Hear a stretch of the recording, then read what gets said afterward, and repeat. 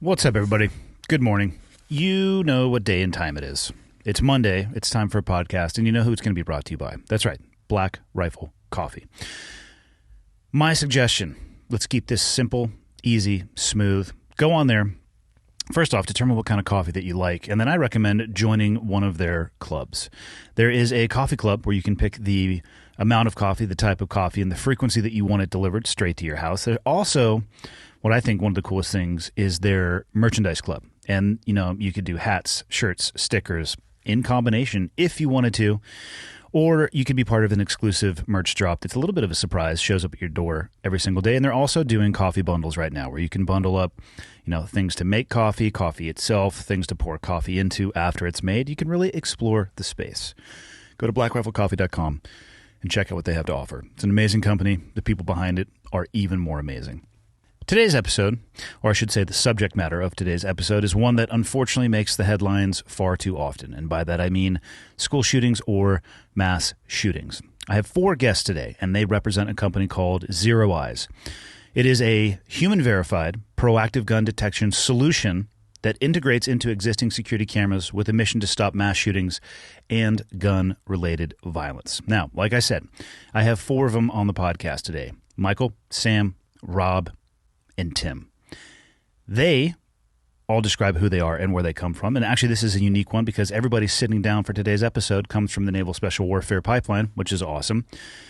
But they'll do a much better job of describing who they are. And if you want to dig a little bit deeper, I'm going to put their bios in the show notes.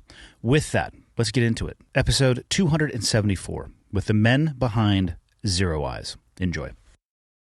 Okay, got the red smoke. Gun run, north and south, west of the smoke, west of the smoke. Okay, copy, west of the smoke. I'm looking at danger close now. Come on with it, baby, give it to me, I need it. You're cleared hot. Copy, cleared hot. The best way to start is going to be for each of you to introduce yourselves. And this is actually uncommon. I don't think I've ever had this many. I've had this many people on a podcast before, but not everybody with an exact same shared background from the military. So I find that to be quite unique. When you guys were putting your business together, were you only looking for team guys, or did it just randomly happen to be that way? It was It'd probably be a good start. yeah. So At some point, we'll introduce ourselves, but we're off and running. So yeah, let's it's a just good go with start. it. So when I was like thinking of putting the team together, we all knew each other from Team 4. Obviously, I knew these guys from training and everything else. But even though like we're all cut from the same cloth, and it seems like we have similar backgrounds, we're all like quite different in how we operate and do things. And I was like, my weaknesses are made up by their strengths. And it was like, fuck yeah, this could be an awesome core team. I think it's one of the biggest misconceptions about the SEAL community, in my experience at least, is that people think because you were a SEAL, it's a cookie cutter template. And from a physiological perspective, it's pretty close. Like, I'm sure all of you, just like I saw you walking across the street. I'm like, hey, is that him? Oh, he's got a beard. Does he have a sleeve tattoo? Like, Yep. He probably has flip-flops and shorts somewhere in his bag, even though he's in Montana. Point being, I can pick people out kind of by the way that they carry themselves. But as far as personalities and work ethic and morals and, quite frankly, integrity, it was anything but cookie cutter.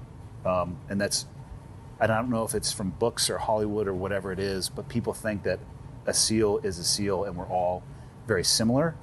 I would actually say that the community at an individual level is defined by their differences, not their similarities, which is why a team like this would work. Because if it was all 4 of you exactly the same, I don't care what you're selling, it would not go well. Yep, I agree. You would butt heads, and we all complement each other very well. Yeah, which is good. And just to keep it easy, let's just go clockwise. Introductions, favorite colors. Do you like long walks on the beach? I mean, it's kind of up to you. Dustin Brooks, former Navy SEAL, spent 6 years in the teams. Founded ZeroEyes with these guys in 2018. Part of the teams in 2013. In that time frame between starting ZeroEyes and exiting the teams, did government contracting. I was at Buds as an instructor for a little while. Sought education, got my degree, and then started this company with these guys. That's it. Nashville, Tennessee. Current Once chief- an underwear model. Was this a true story? I So we're going to talk about. We'll talk about everything else after. I Yeah. have a few questions. One, underwear model before, during, or after the SEAL teams, sure. So and then don't worry, I have a few follow-ups. Rob's favorite. You know where I'm going next, too. Favorite push. Yeah, I went to college before I went to the teams, and in between college, I tried my hand at college football. Didn't go very well, but in the summer times, I was looking for work, and I linked up with a model agency and did stuff with wakeboarding boats and Hold on. and G's. When you say linked up with a modeling agency, did they seek you, or did you seek them?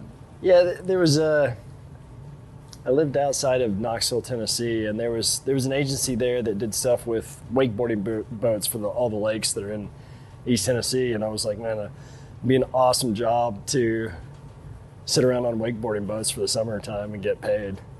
So, Rob says underwear model, but it was a wakeboarding boat model. I mean, what television shows have you ever been on or tried out for? That's interesting. So they did, I think Discovery's in Knoxville now.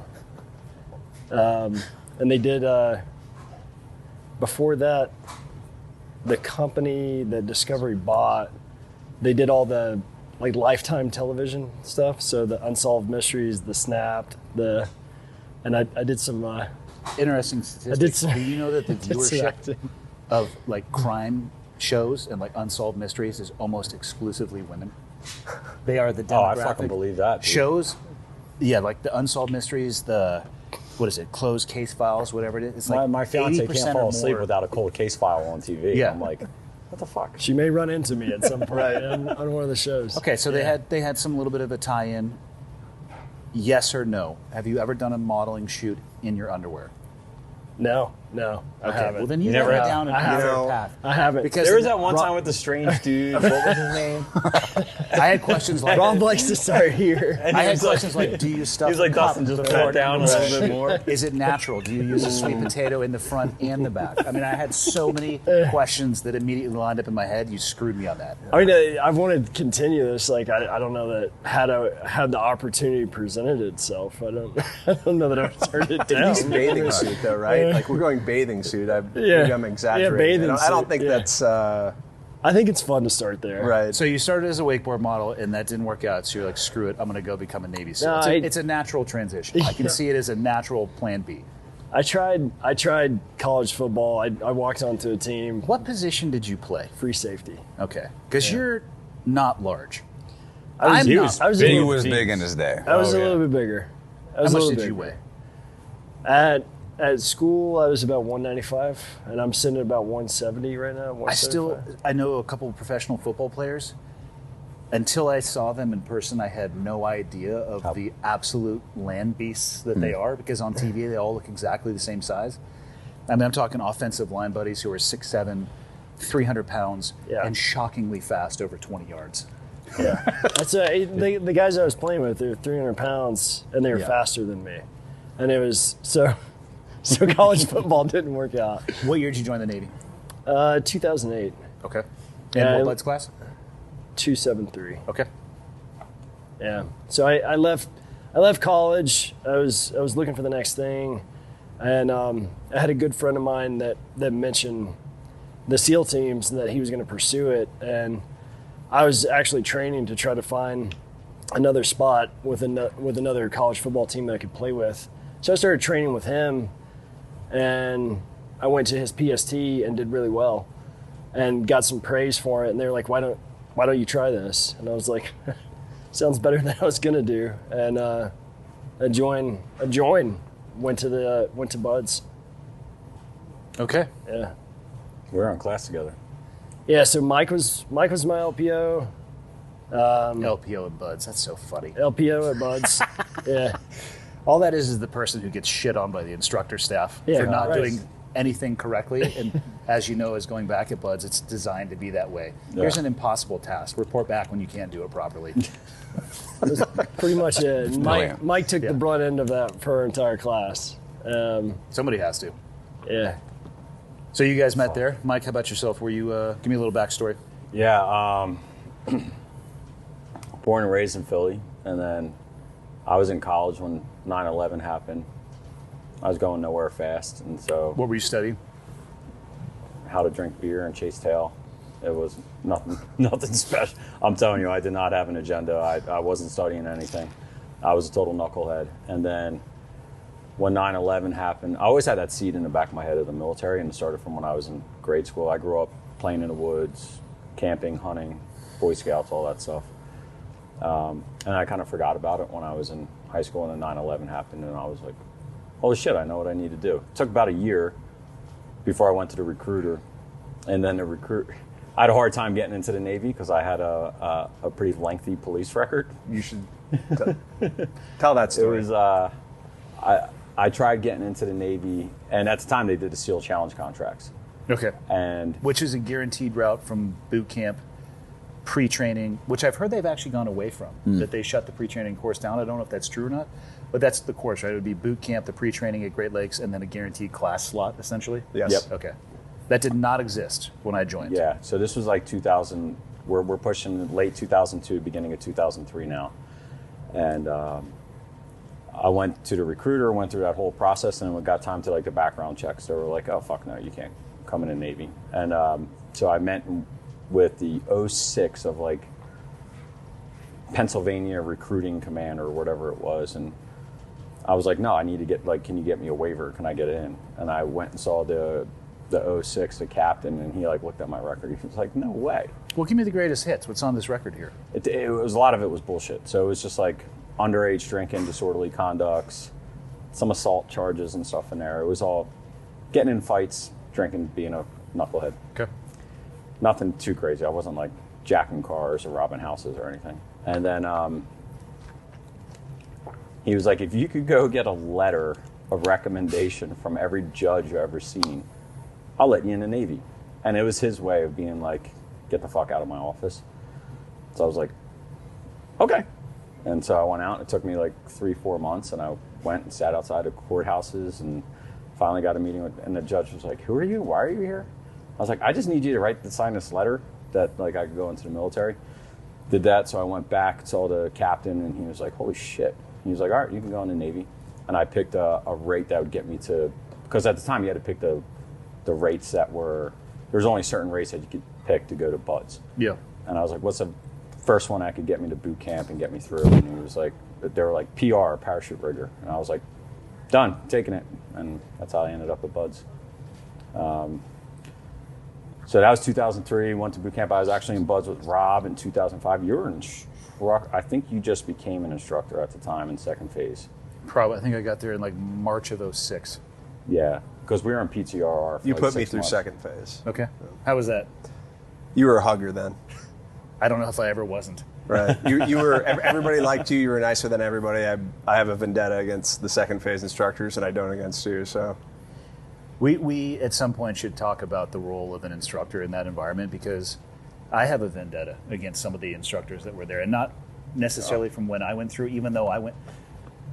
My theory on being a BUDS instructor is that if you get to a point where you have to yell, you're doing something wrong. And I also am glad that I had 10 years of experience in the community and the realization that every one of the students that we were putting through that, by the time they get to second phase, the odds are galactically in their favor that they're probably going to make it through. Like, I think we maybe lose 5%. High 90s or something. Yeah, well, you lose like maybe 5% on pool comp, but that's not even necessarily like a hard drop. It really depends.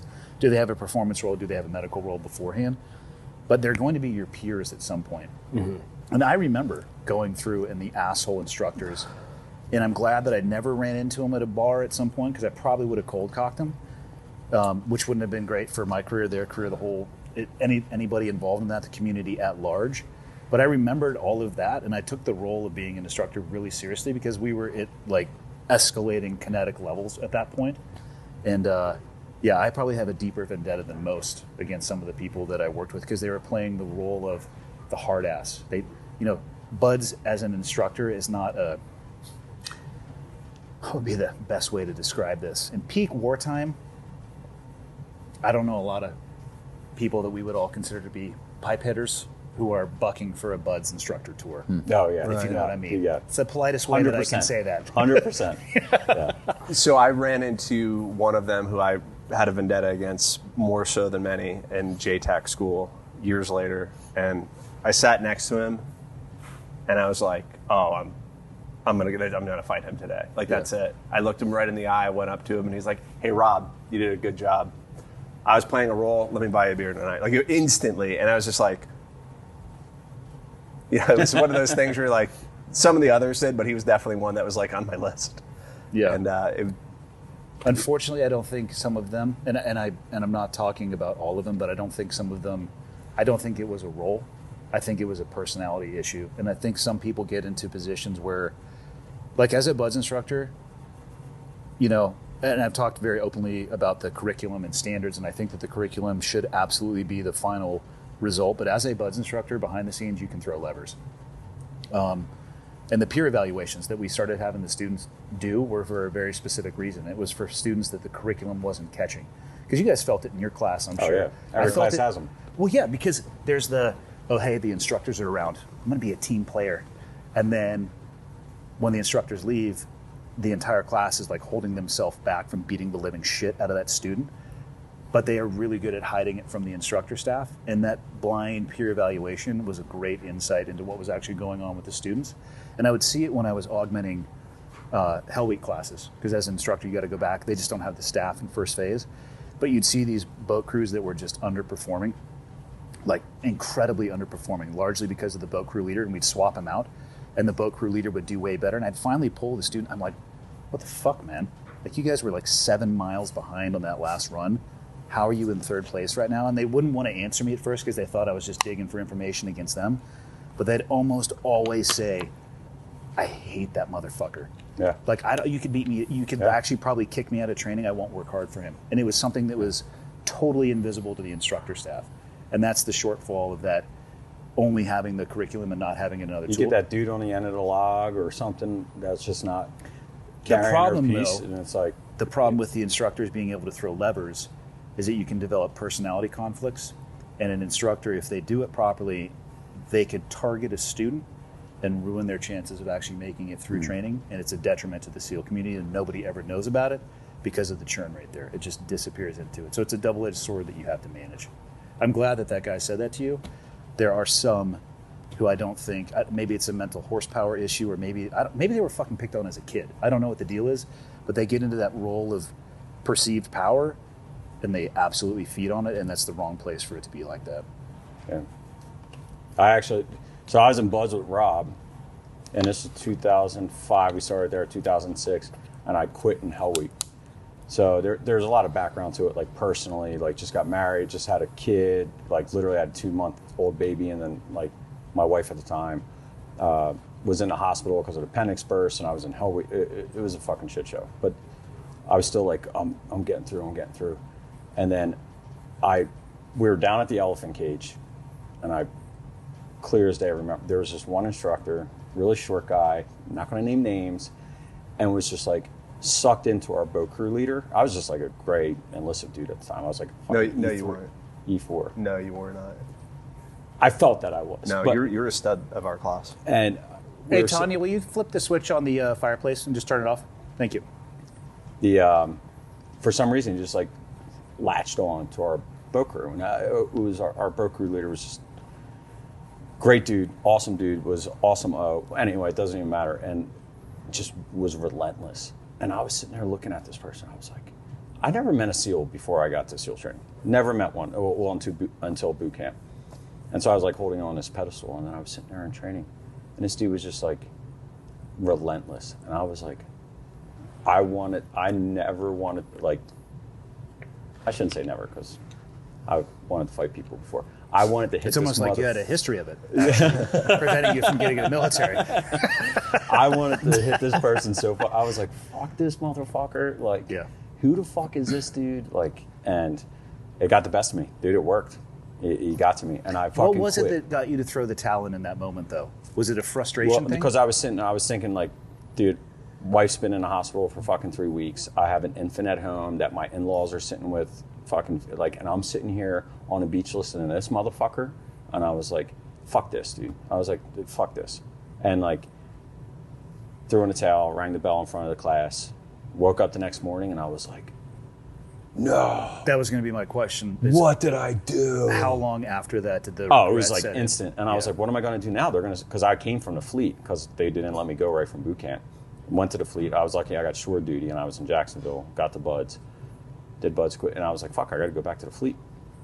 And so a big thing, everyone, like, people quit buds and then want to go over to like SWIC or EOD, and I was like, well, fuck it. EOD was like, at the time, picking up a bunch of people from our class. A bunch of people that quit 259 went to They were EOD really school. good. And they were Really awesome good EOD EOD techs. yeah. Awesome They EOD ended up techs. great. And they were phenomenal. Quitting buds is not a metric that somebody should use of a No. value of a human being. No, not It's at a all. I very agree. interesting curriculum that screens for, I would say, a type of person, but it's not a perfect screening process by any stretch. No. And it says nothing about an individual's character. Like the honor Yeah. man in my buds class, I don't know if you guys know this, is a serial killer. He's in jail. His name's Ben Seifert. They've done cold case files about him. Holy shit, I didn't even know that. Most people didn't. I didn't know it until I was at selection at development group, and I was like walking by a pinup board, and there was a magazine article, and it was like a record. It's like, "Hurt," and I took a few steps back. I'm like, I know that face. That article title is not good. Him and his wife. Yeah, we like to I chop feel like a people lot up. of SEALs It's fine. walk that fine line between a sociopath and a normal human being. Again, the curriculum selects for an interesting type of person. I think a sociopath could easily make it through. I know that for a fact. We all serve with people who are sociopathic to a degree, but it, generally, I would say it selects for people that look for roadblocks or adversity to them, as opposed to something that's going to hard stop them in their life. They are self-driven. I actually think the curriculum and the ability to work your way through those really painful and difficult situations, it's not a measure of intelligence, but I found the people that we worked with were largely very intelligent, good at problem solving, but again, not perfect. Yep, I agree. And it has, in some classes, 90% of people don't make it. That doesn't mean that 90% of people are not valuable human beings. It just means that for that particular job, that's one of the big things I always try to tell people. Oh, well, this person didn't make it through. I'm like, they're probably a spectacular person. Just to get there, you have to be above average. Yeah, like it just means that maybe that job think wasn't about correctly how tooled for hard them. it is to Yeah, get there. they can go do amazing things in their life. Yeah. Let's not just associate graduation with buds on the value of No. who you're going to be Yeah. as a person. Very well said. And so after that happened, I was like, well, I don't want to go, like, I joined the Navy to go fight. Like, sounds kind of weird, like joining the Navy to go fight. People expect you to be on ships, but I joined it to become a SEAL. So I was like, fuck, dude. And at the time, it was like, I forget what it was, 3 years. It was 3 years before, if you quit and you went to the fleet, you had to wait 3 years to apply back to buds or That's a something. long road to hoe. Yeah, and I was like, fuck. And so I was like, well, screw it, I'll go try to be an EOD tech. And I went to the EOD office, started going through the process, and then I was walking across the grinder one day, picking up like my service records or something from the admin office. And one of our proctor from PTRR was on a grinder, Delos Reyes. And he was like, Lahiff, what the fuck? And I was like, I don't know, man, had a brain fart. And he was like, what are you doing now? And I was like, I'm applying for EOD. He's like, why the fuck are you doing that? And I was like, well, I want to go to war. And he was like, why'd you join the Navy? I was like, to be a SEAL. He was like, well, fucking go be a SEAL. And I was like, oh shit. And he was like, listen, he was like, go call your detailer, go get your orders to go wherever you need to go as soon as possible, and apply. He was like, I'll make sure you get back here. And I was like, I got back within a year, like less I was than a going to year. ask you what your turn. That is. I went to Japan astronomically fast. and then I came back. So Rob and I were. What on did the they same say in Japan to you? I checked into my new command in Japan, and my master chief and commanding officer, you do your check-in shit, and they were like, we're on the Kitty Hawk, and they were like, okay, sailor, what are you going to do with your career? Like all career development and crap. And I was like, oh, I'm going back to buds. They were like, That's what they want to hear. Checking into a brand new duty station. and they were like, you just came from buds. And I was like, I know, I made a mistake. I'm going back. And they were like, no, and then they were like, listen, how do you feel about being the LPO of our PR shop? I guess they were having a hard time with it. They're like, if you could do that and you crush it, then we'll do everything we can to get you back to buds. And I was like, all right, right on. And I did everything they asked me to and applied back to Buds. And it was actually, there was so much more to it, like a story. But finally got back to Buds, and I got back to Buds. It was like just over a year. It was like 14 months, because then I went to Buds, met Dustin. We went straight through with 273, and then showed up at a Team 4, where now as a new guy in Rob's platoon, but Rob and I were like, lived right next to. We were friends and buds. Yeah. And I was like, he was like, fuck, you got back quick. And I was like, yeah, I wasn't fucking around. Like, Yeah. I need to get this done. It's one of the cool parts about Buzz, though, is you can quit and come back and be an honor man the second time around. Yeah. It was kind of sucked, so he because was you on knew that. it was coming. I was gonna say that's a hard path. Like A year later. chose It's the not hardest the path I would path. take, but I mean, I can appreciate that you did that. Sure.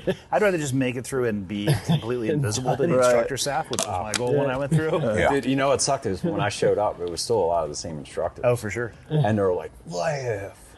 Well, like the first 3 days I was back, I think I had to get wet and sandy on every hour and change my uniform, because they knew I was a LPO. It was fucking terrible. I was like, God, Sounds about right. I knew it was coming though. Like, you know what I mean? Like, I was mentally prepared for it. I was like, whatever, I'll play the game, and did it. But I don't know. Here we are. Fuck. Indeed. So, Rob Huberty, COO, lived all over the place. My parents are New Yorkers. Underwear model. Definitely not. Definitely not. He was a barista. I was a barista. I still kind of am. I went to middle school in Connecticut, so I'll start there. I lived in a town called Monroe, Connecticut. My middle school was called Chalk Hill. It got renamed Sandy Hook Elementary School. So it's not the same one where the shooting happened. It's a couple miles away, but it's an identical building, the same community. They bulldozed that whole building after the shooting. Identical building. They moved all the kids in for 5 years as they rebuilt the school. From the fourth floor of my high school, you could see the New York City skyline, so you could see the World Trade Center. I graduated in 99. I went to the University of Arizona. Columbine had happened in April of 99. I started school in August of 99. I went to school with a lot of kids from Colorado, big state school that's kind of close. Kids who were in the Columbine shooting, and they would tell the horrors of that day. September 11th happened. I was in study abroad in Spain. I think if I have any regret, I wish I would have dropped out then and just gone in. I didn't do that. I graduated in 03. I got into a couple law schools. I thought I was going to go be a lawyer. My oldest brother was in the Army, and he's like, this is terrible, don't go in the Army. My other brother was a lawyer, was like, this is terrible, don't be a lawyer. And I was like, those were things that I was thinking about. And so my parents moved to Philly at that time. So I interned at the district attorney's office in Philly. And then I started looking in buds of being an officer. So there was a guy who was doing an 06 SEAL, was doing PT tests. And the kind of candidates who get OCS orders, I called him on the phone and he said, were you the quarterback at Yale? No. He's just I might be able to get you orders. If you have some outrageous background, you can do it quickly. Otherwise, you're going to have to prove it to me over the course of years. I didn't really like that as an answer. I got it. So I interned at the district attorney's office. I worked at a Starbucks to make money because the internship was free. I got hired by the NYPD in the midst of it. So I didn't know what the hell I was going to go do. And then I joined for revenge. I mean, September 11th, I grew up in the shadow of New York City, basically the suburbs of New York. Everybody was commuted to the city. I thought that I was supposed to go be an officer, and then I met a recruiter, switched. My Navy recruiter became a SEAL. And it turns out that his wife was sick, so he took orders to the recruiting station because his wife could go to the hospital. It was local, so they let him kind of take a knee for a while as she was doing that. And he said, why do you want to be an officer? I want to lead men into battle, blah, blah, blah, blah, blah. And he says, do you want to be a sniper? Yes. I mean, that's obviously. I'm going to shoot guys in the face. That's pretty much the only reason I'm doing this. He's like, do you want to talk in the back of the radio? No, don't be an officer, go enlist. And it was a compelling story. And when the alternative was to At least he shot you straight. No, it was fantastic advice. And honestly, I ran into my recruiter not too long ago. He still lives in the Philly area. is the best What's advice. his name? Tim Wood. Tim Wood, that's it. And he was right. And I think the experience, if that's what you want, it has to be enlisted. There's really no other way. Officer, I don't think any of them like what's for dinner. You have these amazing people. They're on an egg timer within about 4 years in their career.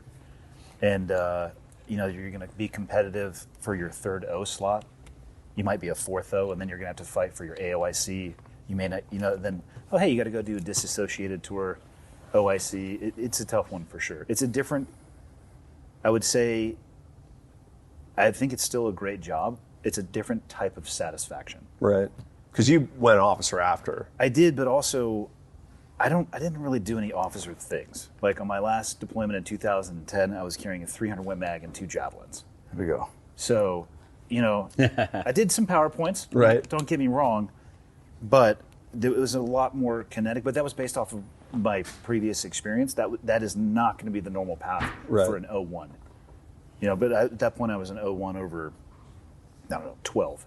So carrying a javelin's fun. Yeah. Yeah. That's a lot better than a PowerPoint slide.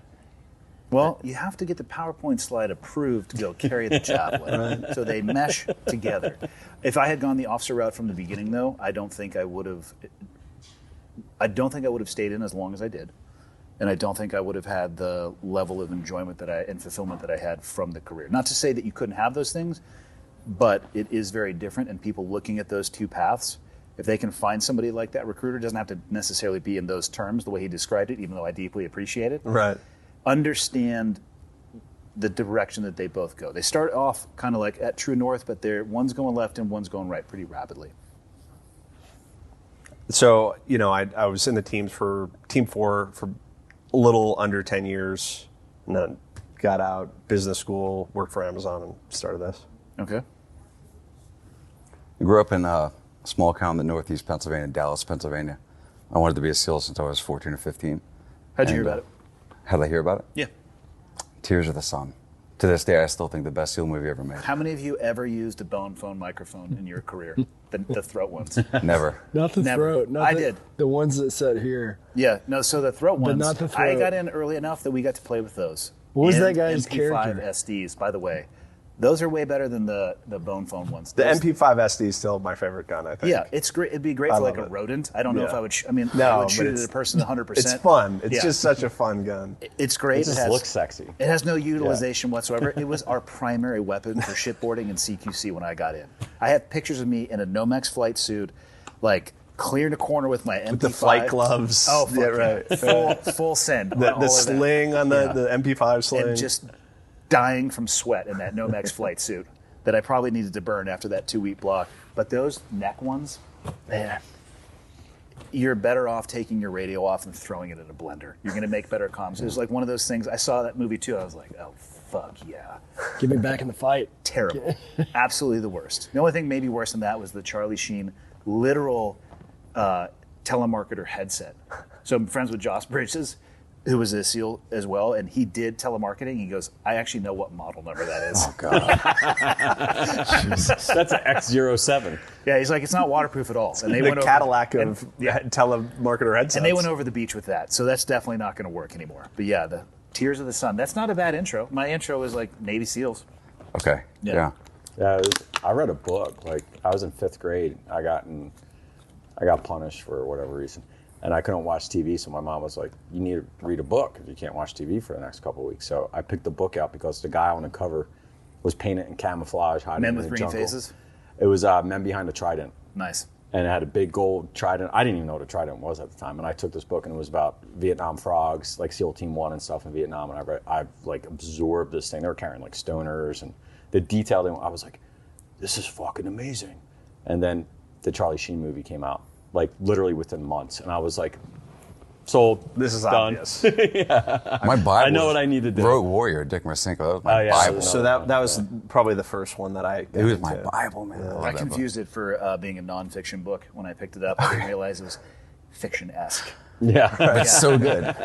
Is it though? The truth is it though? stretched. Now knowing what you know, is I don't it know so if I good? went back to it, I don't know what it would look like, but It would man, look like what It was cool. It was cool when you were like in 7th grade. So I think I was 12 when I read that. I read it like whenever it came out on the New York Times bestseller list, and I thought that it was fact. Yeah. And years later, and I seeing think he might have thought that it was fact. right Did you ever meet him in person? at the reunions. His character. We'll Right. leave it at that. And don't get me wrong, it's not as if I'm buddies or on whatever. Like the guy's a legend for a reason. Yeah. And you amp up your stories. I don't really even have any animosity that you amp up your stories, but like every single person bench presses 500 pounds, and you know what I mean? Like he said I'm out 400, then. but he said every single person at the command benches 400 pounds, and you're just like, I might have why? known one. Why? Yeah. And that doesn't. If anything, that probably makes you worse at your job. Here, carry this. Right. Yeah, totally. And I guarantee you their calves were the size of soda straws. You can't really push. And I don't know that any time that ever was like, it's really important that we push all this stuff. Like, just keep going. Tears of the Sun. Continue. Tears of the Sun. You bring shit like that up, I'm going on a tangent. I I can't know. help myself. I still argue it's the best movie made about the teams, though. Here's why, though. Because they captured, it was the bread and butter SEAL tactics, but there was the one scene where they could have bypassed that town where the rebels were slaughtering The the whole civilians. movie is a scene where you could have bypassed everything. But they didn't. And that's why I think it's the best SEAL movie. Because they're like, you know what? Fuck that. We're going in there. All right. And they did the right thing, in my opinion. Fair enough. Anyway, so that happened. My mom wanted me to go to college, so I did college for about a couple months, and I quit. And I enlisted in the Navy in 2007. Bud's Class 271. I ended up getting out around 2013. I went to business school to get my master's. I went into private equity. I wanted to start a pistol, and that was when this started. I needed something that was actually worth a damn, and that was when Mike called me up and we started the company. So none of you made it to 20. No. Nor did I. I would have had to do 22 to retire because, as you all know, when the Navy giveth, they taketh away. So they reset your retirement calendar by 10 years when you go from E to O. So Oh, no shit. I didn't even know. Smart. Oh, yeah. Always read the fine print. And I was aware of it, so it wasn't that big of a deal. I figured I was going to stay in. So I got medically retired, but I would have done that time. But I was already bouncing up against the diversion of that last deployment I did in 2010. The steps ahead of me, every step I would have taken would have been farther from the battlefield. Like proximal to it, but just less and less and less input, which is, it's not why I joined, but I was also at a place where I'm like, I need to probably look at doing things other than carrying javelins and 300 Win Mags because we can't do that forever. But I'm curious for each of you, the decision to get out. What was it that got you across that hurdle? Because it's tough for a lot of guys. Oh, yeah. Because we all know intuitively how good the SEAL community is of getting you to think like you are a piece of shit if you want to get out. We can't survive without you. We need you. And then you realize you leave the next day. You're like, you fuckers. You've already been replaced. Yeah. What you should have said, and I understand it to a degree, and I can appreciate it, but it is the reality. It is a community that wants you to be looking internally more than externally about what you could potentially do next, what's over the next horizon. I think that's what helps them be so target focused and good at their job, but there's a huge negative consequence of that. And I think it's one of the reasons that guys struggle when they get out, because they've been so insularly focused on the community and not spending a lot of time looking at the horizon and what is next. And that's why I ask about the decision to get out and how was your transition getting out, because it can be really challenging for people, especially as you get to that 8 to 10 year mark. You're like, well, I'm halfway. That's Yep. Got to get that's that how it retirement, happens. which it shouldn't be called a retirement for anybody listening to this who does 20 years in the military. That's called your paycheck that you're going to live on until you find your next job. yeah. It's not a retirement. I don't It's think not it's even not, close. no. You have another entire career that you need to do, and Yep. and you need to know how the copy machine works, and you need to do the lowest level job. Yep.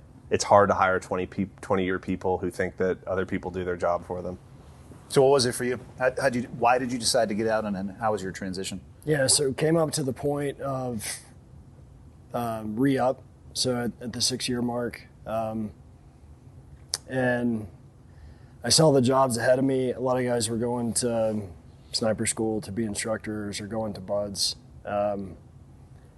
And we'd had a Sam and I actually deployed together twice. We had a couple of, we had the 2 deployments under the belt.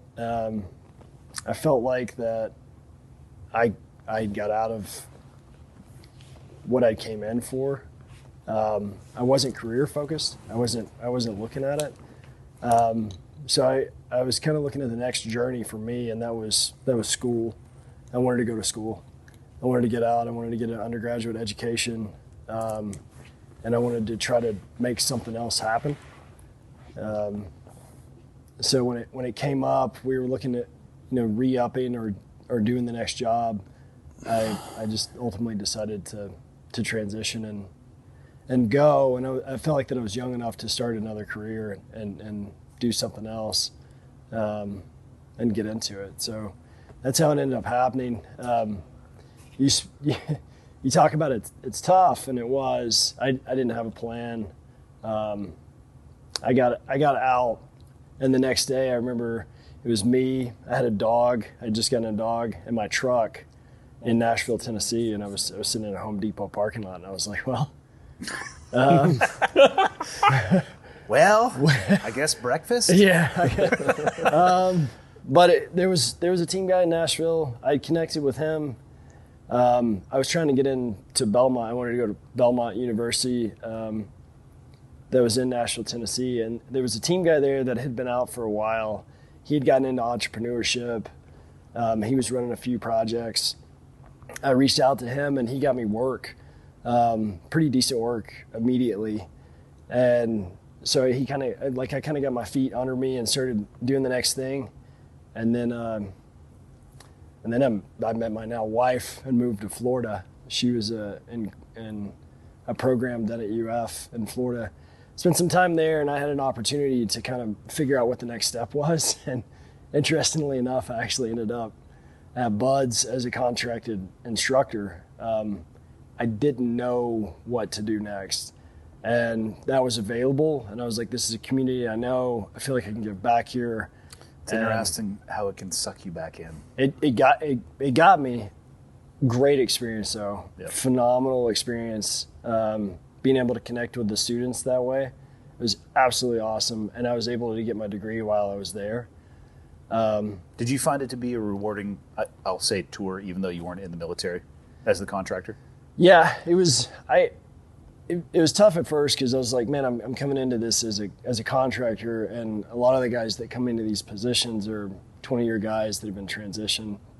So I was like, I don't know how the community is going to take me in, but I worked my ass off and worked with those guys, the instructors. And what was interesting is I got to kind of separate myself from the guys that were team guys that were there, that were as their shore duty, as a contractor, and started to kind of see what the next step was going to be like.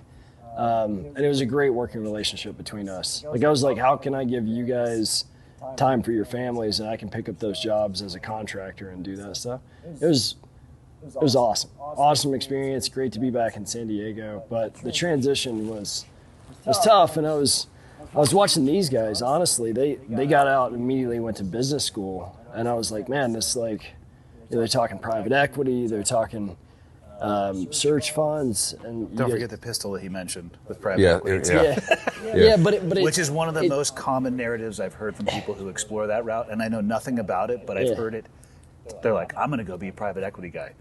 2 years later, like, I sell ice cream cones because I'm way happier doing this. What an experience. But it sounded good, right? Like the salaries that came from it, and the command of the job, and being able to, like, the contracting and negotiation, like all this stuff. I was like, man, that, like, these guys got out and they're doing that, and I don't really have a next step. And so I was kind of chasing the education position and trying to connect with it, and ultimately we ended all up working together again anyways. But it was the transition part was really tough. It was really tough to try to, like, rebrand essentially and try to get something else going on. Yeah, so that was my transition. Ultimately ended up going to business school. When we kicked off ZeroEyes, I asked Mike if it'd be okay if I applied, and I ended up going into it too. So afterwards, it was the first time Rob ever told me that he loved me, because I Made it through business school finally. I think it was the opposite. I think business school is a waste of time. I think that you completely wasted your time. How many of you guys went to business school? We all did. Okay, so I barely graduated high school. Not a second of higher education. Would you recommend people go to business school? Was it worth the time, energy, effort, and money? So it's easy for all of us to sit here now and say, no, it's a waste of time. But you may not be sitting here now if you didn't go that path. Right. 100%. Yeah. Right. It opens up doors. You learn to speak a language. Then a language is like financial business language that otherwise we wouldn't understand it. But now we could like sit there in a conversation and talk like this business, like is it doing a deal, equity, debt financing, all these different metrics and business bullshit, whatever. I didn't know a goddamn fucking thing about it before I went to business school. I was doing stock trades like when we were on deployment, but like in reading finance books. Buy But, high, like, sell low. it's not the- solid strategy over time. Yeah, but like going to get It's not more complicated than that. It shouldn't be. I'll say this: like we went to Wharton, the best finance school in the country. There's not a secret punch in Nepal that's one death punch that you go into Wharton, they open a book and be like, this is how you make money. It literally is. No, It's the the way buds to of make finance. money It's the is you buds of become- finance yeah, world. You get It's the buds of elected, and finance then you world. get insider information, and you trade off of that. There you go. Now, I'm not saying that happens in our political system. I think our elected leaders are just the best stock pickers that there ever been. Yeah. Yeah, absolutely. It opens up doors at the end of the day. That's fair. Especially, so like, I'll go on my transition piece. It was like, I was already in the fleet. So after our 2 pumps, like I was at the 10-year mark, and it was like, I was going through I already finished my undergrad while I was on nights and weekends while I was on active duty. And I was like, do I go the officer route? Do I go over to green team? Do I take a training billet? Like, I had no idea. But the one thing that I did know, like my personal life was like a fucking hot mess. Like I was like, I had 3 kids at the time, never fucking saw them, never saw my wife at the time. And I was like, my marriage is going to fucking totally dissolve if I don't do something different. So I was like, where I was having a hard, so you think you just go to the instructor route, but like in my head, I was having a hard time with that. Especially we had, all things considered, we had very kinetic deployments, and I did not join the SEAL teams to go be an instructor. It was like, even though it's like the whole giving back thing, like I was having a hard time with that. So I was like, you know what, let me apply to one of these business schools and see what happens. I'm an enlisted guy. I picked the top business schools, and Wharton was in Philly. I grew up in Philly. And when I was on my second pump, like halfway through it, I got accepted. And I was like, It's where Alex went too, right? yeah, so he was a year ahead, the class ahead of me. Me and Alex connected really well. Alex, fucking Spectacular awesome dude. human being. So Like, he's the one lost that to the pulled. world He's the based one that on- pulled me into the energy private equity world. Sam and I Yeah, were he in was business fucking school. awesome. We would fly down to Houston and go spend time with Alex, and like he's just a fucking phenomenal dude. And when I was going through like the application, like trying to decide what I was going to do, and I connected with Alex, I was like, yeah, this is what I need to do. I had no idea the difference between like consulting versus investment banking versus a hedge fund, private equity, all that bullshit. And I was just like, I need to figure life out. And that was my transit. There was all these transition programs that exist now are phenomenal. There was basically zero of that in 2013. So I stepped off a plane from Afghanistan, and a couple weeks later I was in business school, and I was like, Get some. I was like, okay. I was like, what am I doing here? That first year was rough, but whatever, figured it out. Cool. So I desperately wanted to go to DAMNAC. So after my second platoon, I went to Green Team, and I did not make it through. And it was devastating to me. I mean, it's like painful to even think about that. Like I still hold that harder than like any other, like than failures that are bigger, right? It's the same metric as buds, though, because I know a bunch of people who attempted it and didn't make it through, and they value them. It's somehow becomes a value of who they are as a person, and you got to be able to put that down at some point. I mean, I can now, and I think even then I could, but that next, so as soon as I didn't make it through, they were like, go to trade ed.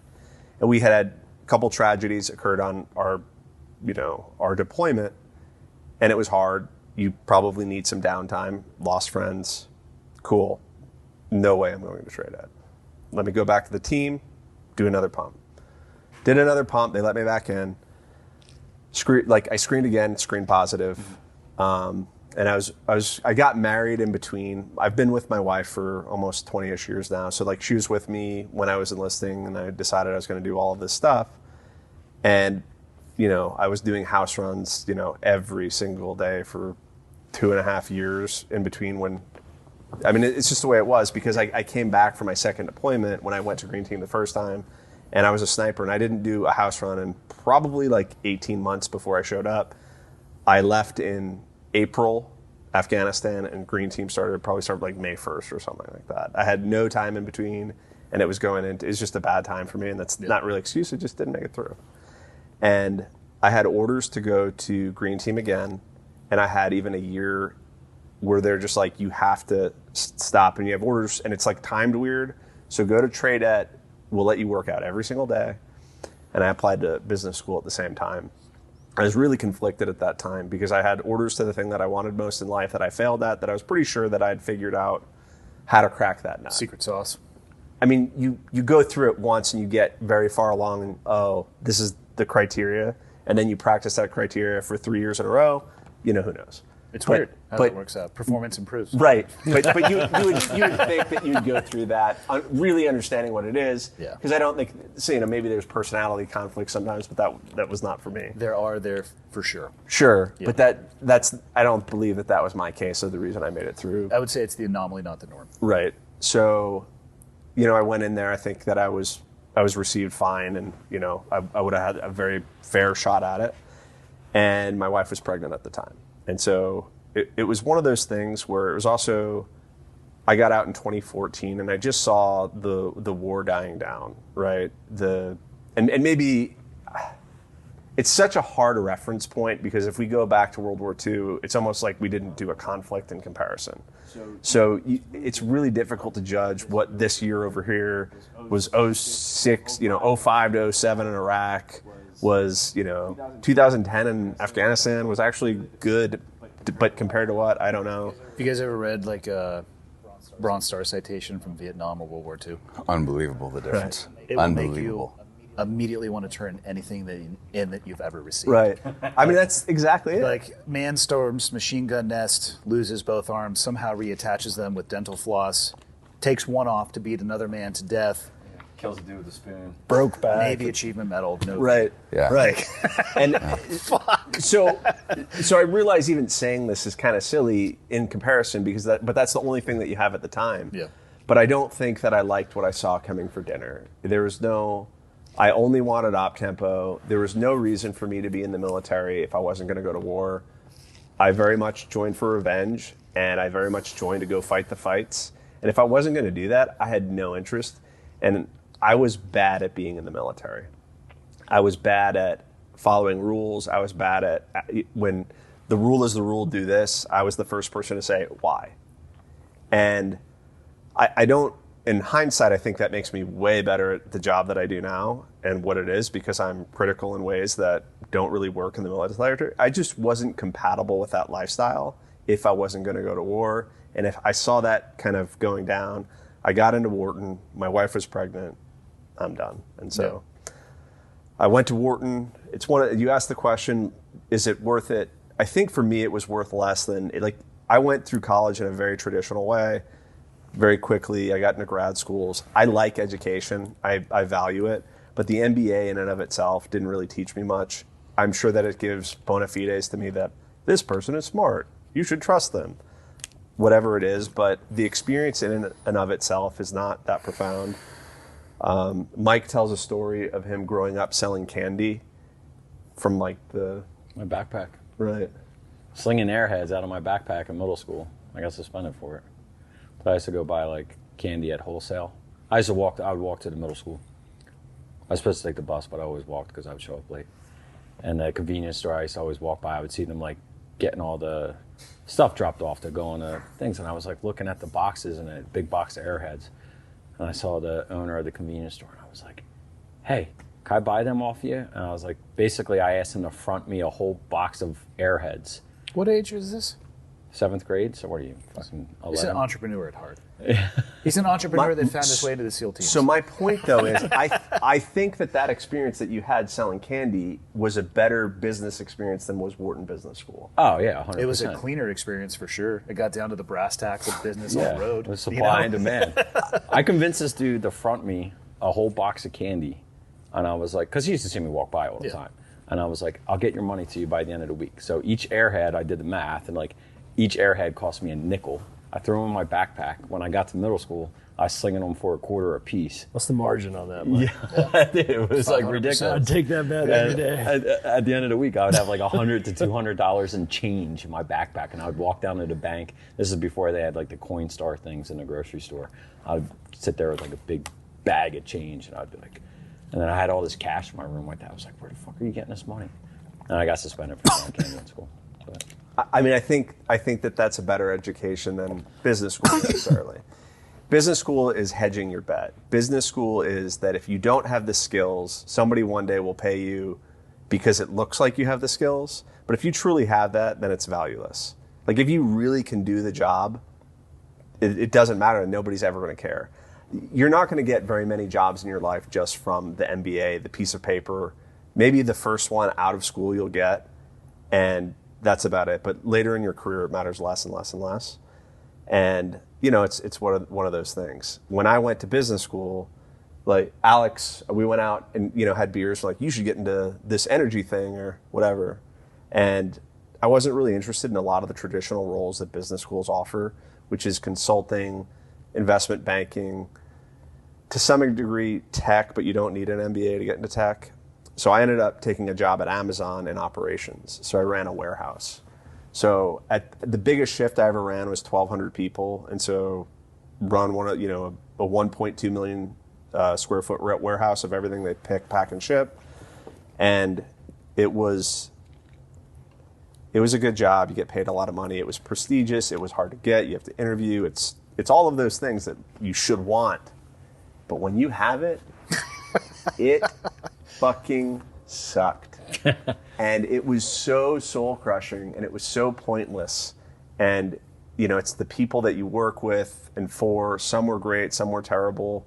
But it was like being on an aircraft carrier. And you didn't see the sun. The hours were horrendous. And how long do you want to do that for? No amount of money is worth that to me. It's a little bit like your time on the planet. Like time's our only fucking resource that we don't have. Like you don't know it in the moment when you start. It's like the frog in the pot of water when you just keep degree at a time. Right. Yeah. And so at some given point they go up 50 degrees and you're like, oh, this is really bad. Should I get out? and it's pretty dramatic, particularly in that role is pretty notorious. And I think people have heard the horror stories and they're not exactly correct, but they're rooted in truth. And when Mike, we were friends. We were hanging out the whole time. Like, I hate what I'm doing. I was like, I hate what I'm doing. Let's do something else. Let's do it together. And here we are. Yeah. The one thing about business school, though, I think it's great when veterans go to business school because particularly that transition, how we all ended up at business school really is, especially you're leaving like a high caliber job like special operations or it doesn't even matter, but you're a vet. You have most vets have no clue what they want to go do. They already had that mission and purpose. You're coming from that team environment and it's like, and you lose that really quickly when you transition and all of a sudden it's like a big sticker shock to you. You're like, oh my God, what am I doing in this world? Like, what's my purpose? What's my meaning? But business school gives veterans that opportunity. One, you can learn some skills and learn that financial language so you can go dip your toes in whatever entrepreneur world and give it. But you get to go test. You got 2 years basically to go test all these little things. Oh, I don't investment banking. What's that? And you go like dip your toe and you're like, no, fuck this. Consulting, or like some people like consulting, and it's you get to mess around. Like you have to do that though. A lot of people don't. They get on one path. You should view business school as Baskin Robbins. There's 31 flavors, and you should try all 31 while you're in business school. Yeah. And if somebody doesn't do that, they're wasting the opportunity because in life, you have to have passion for what you're doing. And if you don't, we're with the mentality of never quit, never quit, never quit. If you don't like something, you need to quit immediately.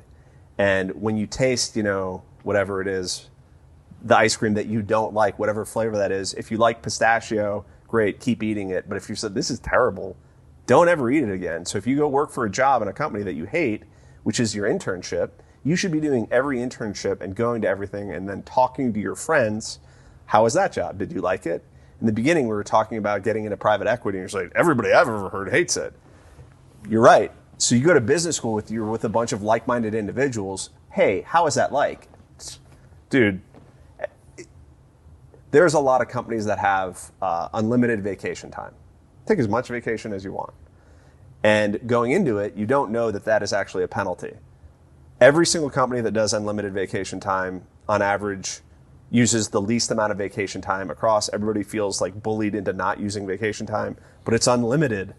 And you don't know that going in. And when you find somebody who has that, that's an experience that they shared. That's another little tiny taste that you took from Baskin-Robbins. Oh, not going down that career path. If you use business school in that way, it's highly effective. But going into it, you have to go with like eyes wide open, and people don't know to do that. That's good insight. Sam, how about for you? Decision to get out? I joined pretty young, which I think you did too. Yep. So I joined when I was 19. Like my brain developed in SEAL teams. And like Dusty and the guys were saying, we had relatively kinetic deployments. I checked every box, most boxes that could be checked. I knew the war was going to wind down, so I just wanted a different challenge. But I was spoiled. I didn't know what was outside of the SEAL teams because I joined so young. And I went from our last deployment, which was pretty kinetic, to Manhattan. I was living on 91st and Broadway to go to get my master's. And I had no continuity. I didn't have a wife. I didn't have kids. And it was all of a sudden, there was like the teams. Like it wasn't a person. Like the teams was now a new entity in my head that was judging me. Like you're talking about the evals and buds. Like everything I did was, what would the teams think about that? Like I started to feel guilty. Like am I just a pussy? Am I stupid? Like what am I doing?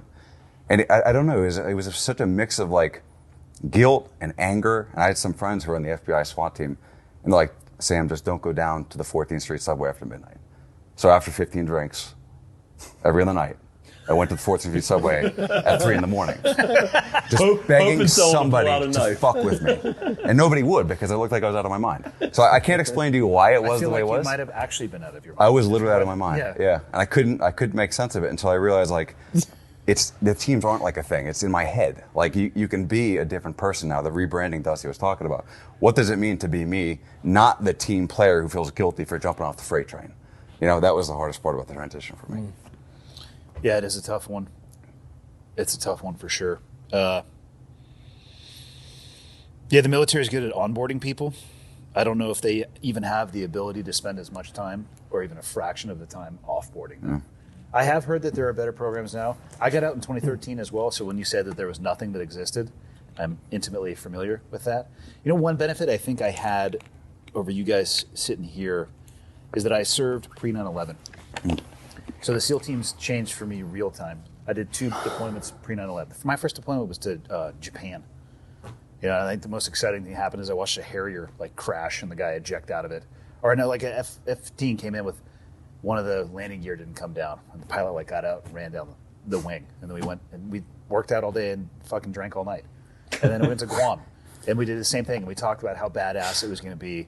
Like, we're overseas right now. It's no big deal. Like, if a big Mish comes up, they're going to pop open that golden Connex box. They're going to give us a call. And nothing ever happened. And then 9/11. So I know what the SEAL teams was when there was no war.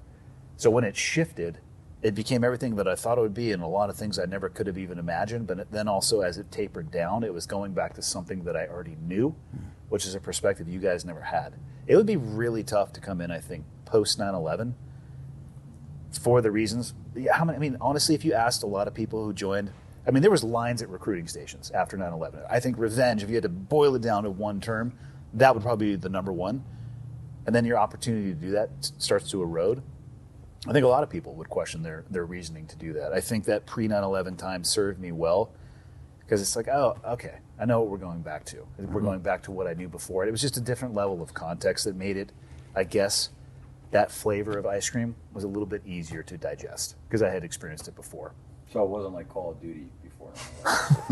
No, we played a lot of Call of Duty on video game consoles. Right. Actually, I don't even think Call of Duty was out yet, but it was, it was interesting. It was like 007 or Right. Bond. Goldeneye. You got to throw the Yeah. mines at the wall around the corner so it blows up. As No they run it. screens. You can't stare at my screen. Was your Nice. transition similar? My transition was not necessarily of my choice. I wanted to stay in, and I remember, so I was in 01 in 2010, and I would wear everything from 03 to 04 on my uniform, depending on what meeting I was going. I'm just being honest. Depending on what meeting I was going to. And I got back, and I talked to the officer detailer, and she goes, okay, so now you need to do your AOIC tour, a disassociated tour, your OIC tour, a joint. I'm like, what the fuck are you talking about? I think I had just put on O2 because it's for people who may are watching or listening and may not know. It's 2 years. If you've 2 years in as an O1 in a heartbeat, you become an O2. And then 2 years in as an O2, you become an O3. And beyond that, it becomes much more competitive. But the officer detailer was laying out this path for me that my body couldn't do it anymore. Like you guys all know, the job is physically demanding. And I was asked this question, I think it was yesterday, what was the hardest thing about the job? And I couldn't actually pinpoint one thing. It was just the consistent grind that added up over time. That's most guys I know, neck, shoulders, knees, ankle, just the joints and stuff wear out from that repetitive. I can't look at one day and be like, that was the toughest day. It's like that 10-year stretch sucked. I can say that for sure, but I can't pinpoint like Thursday of that week. But I couldn't. It was like, okay, I guess I'm going to get out. So I was just gonna separate from service and have no medical, no healthcare, no nothing. And I had started working for CrossFit on my weekends when I was a second phase instructor. That's when I was doing a little bit of moonlighting, and that to me was my first look outside of the military. Like, oh, I can make as much working on a weekend as I just did in my 2-year Navy paycheck. Oh shit, there's more opportunities here. But if you don't know that, you don't know what you don't know, right? Yeah. And I had the time there where I never would have had that time at an operational team. Like, good luck scheduling weekends 2 months out. Like, hey, are you available to work this seminar in 2 months? Like, I don't know. I can tell you probably several minutes before that weekend shows up. So I started looking at it. So I had a job that I ended up despising, but I had an off-ramp, so I was just going to separate. And then I went to go do my discharge physical, and the doc was like, I am absolutely not signing this. And he was the one who forced the PEB, MEB process on me, which at the time I was very upset about because I had shit planned. But in hindsight now, I look back at it, I'm incredibly thankful for it because it also bought me a year because that process takes a lot of time. I had to go out to NICO, out at Walter Reed. I was there for a month, put all the paperwork in. I think it took him 6 months to come back with the medical retirement diagnosis, for lack of a better word. And then they gave me 4 months. So I had a smoother off-ramp, and I knew it was coming. Nobody was like, hey, you need to stay in longer. They're like, hey, man, thanks. You did what you could, and you're going to transition out. And it gave me more time to work on it. So that part was easier. But then working for an organization that I absolutely ended up despising, and I stayed there. It was one of the most valuable lessons I learned about money. And I've definitely made some dumb decisions about money, which I think people need to actually have a value for absolutely. it. But I was stuck in a job, and I would get sick to my stomach. I'm like, I don't want to actually go do this. Mm-hmm. And I didn't have anything else lined up, and I called one day. I was like, hey, I quit. And that decision, I look back now at the amount of money that I was making, which was more than I was making in the military. I'm like, no one's actually ever made this much. I am so rich right now. It's all context and perspective, right? I look back now, I'm like, that's fucking laughable. It's absolutely laughable. And I never would have the ability to look back on it now had I not made the decision to just leap and have nothing in front of me and figure it out from there.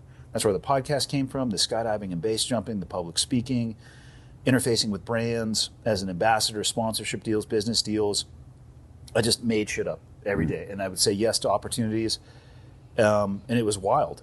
But it was some of the most stressful times of my life. Absolutely. Yeah. So the transition out of the military wasn't that bad. It was what happened when I lost that, what's my next thing going to be? And I just you know what?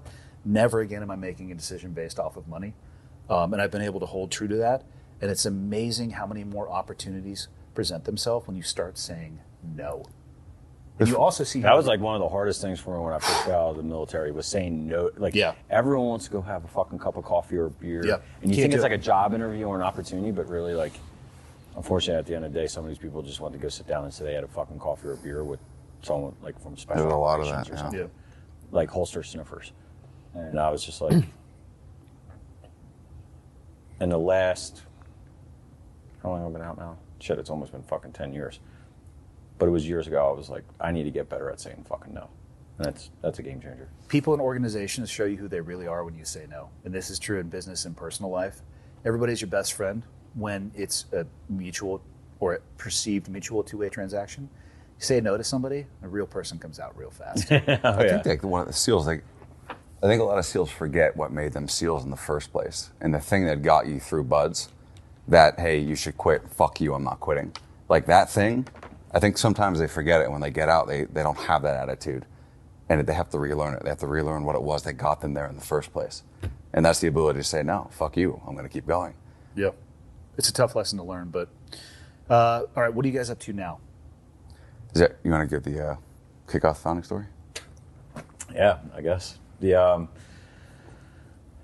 we all went into the military and went to war and got enough of it and decided to move on. And then, so business, that was 2013 I got out. 2013 to 2015 was in business school. Sam was in business school at the same time. Rob came in a year behind me. Sonnenberg was a year ahead of me. Dustin just got out too. We'd all keep in touch. Lost puppy, bouncing around doing a bunch of different stuff. But fast forward to 2017, one of our friends from that we went through BUD/S with, that Dustin grew up with, like met some people doing facial recognition technology and was like trying to get us involved, and we thought it was really cool. We started learning more about computer vision, AI, all those buzzwords. And then it just seemed like every time you turned on the news, there was another school shooting. Nothing's changed. It's still the fucking same. It has changed. It's actually gotten worse. Yeah, it's gotten worse. As far as school shootings. Yeah, there's more frequent, and the amount of people who get hurt are higher in like the last 2 to 3 years. They can't even cover it now. There's so many. They can't have front page school shootings as much as it's happening. They're more frequent and more devastating. And in random locations. Yeah. And so in 2018, the Parkland school shooting happened. Actually, next week is the anniversary of it. It was Valentine's Day. And that was obviously devastating. Anytime there's school shooting, it's devastating. But that was pretty impactful. And then my oldest daughter was in middle school at the time.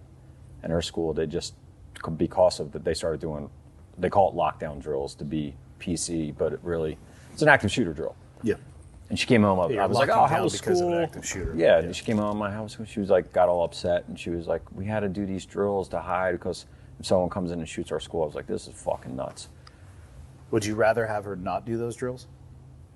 No, 100%. Like, maybe not the way they do it, because I tell my kids now, I'm like, you do not fucking sit there and hide underneath a fucking desk. You get the fuck out of there. Don't fucking listen to anyone. Move. I might make an argument that they're more harmful than beneficial. I think it depends on what the drill is that they're doing. Yeah. Because what's the buzzword? It's like Run, hide, fight. Run, hide. And there's Alice training. They're starting to change. That needs to be changed. To me, honestly, that's...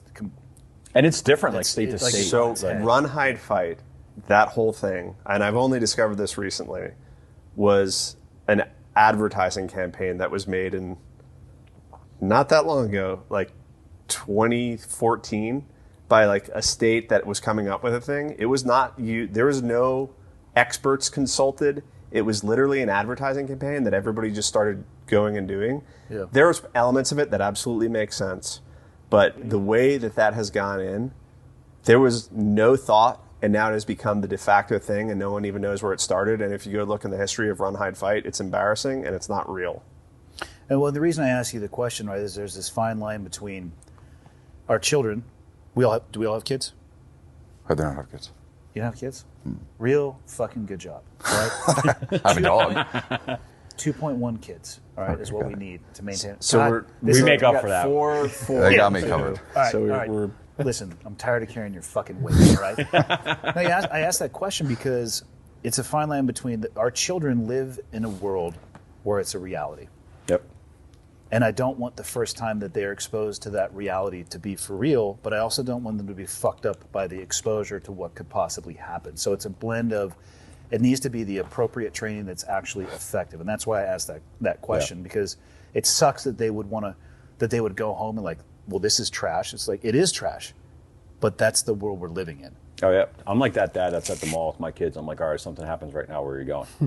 What's the condition of your weapon? Yeah. I'm like, where are you going? And they're like, Dive huh? head first And I'm into like, the little I'm like, water that thing exit that has door the right points, there. obviously. Yeah.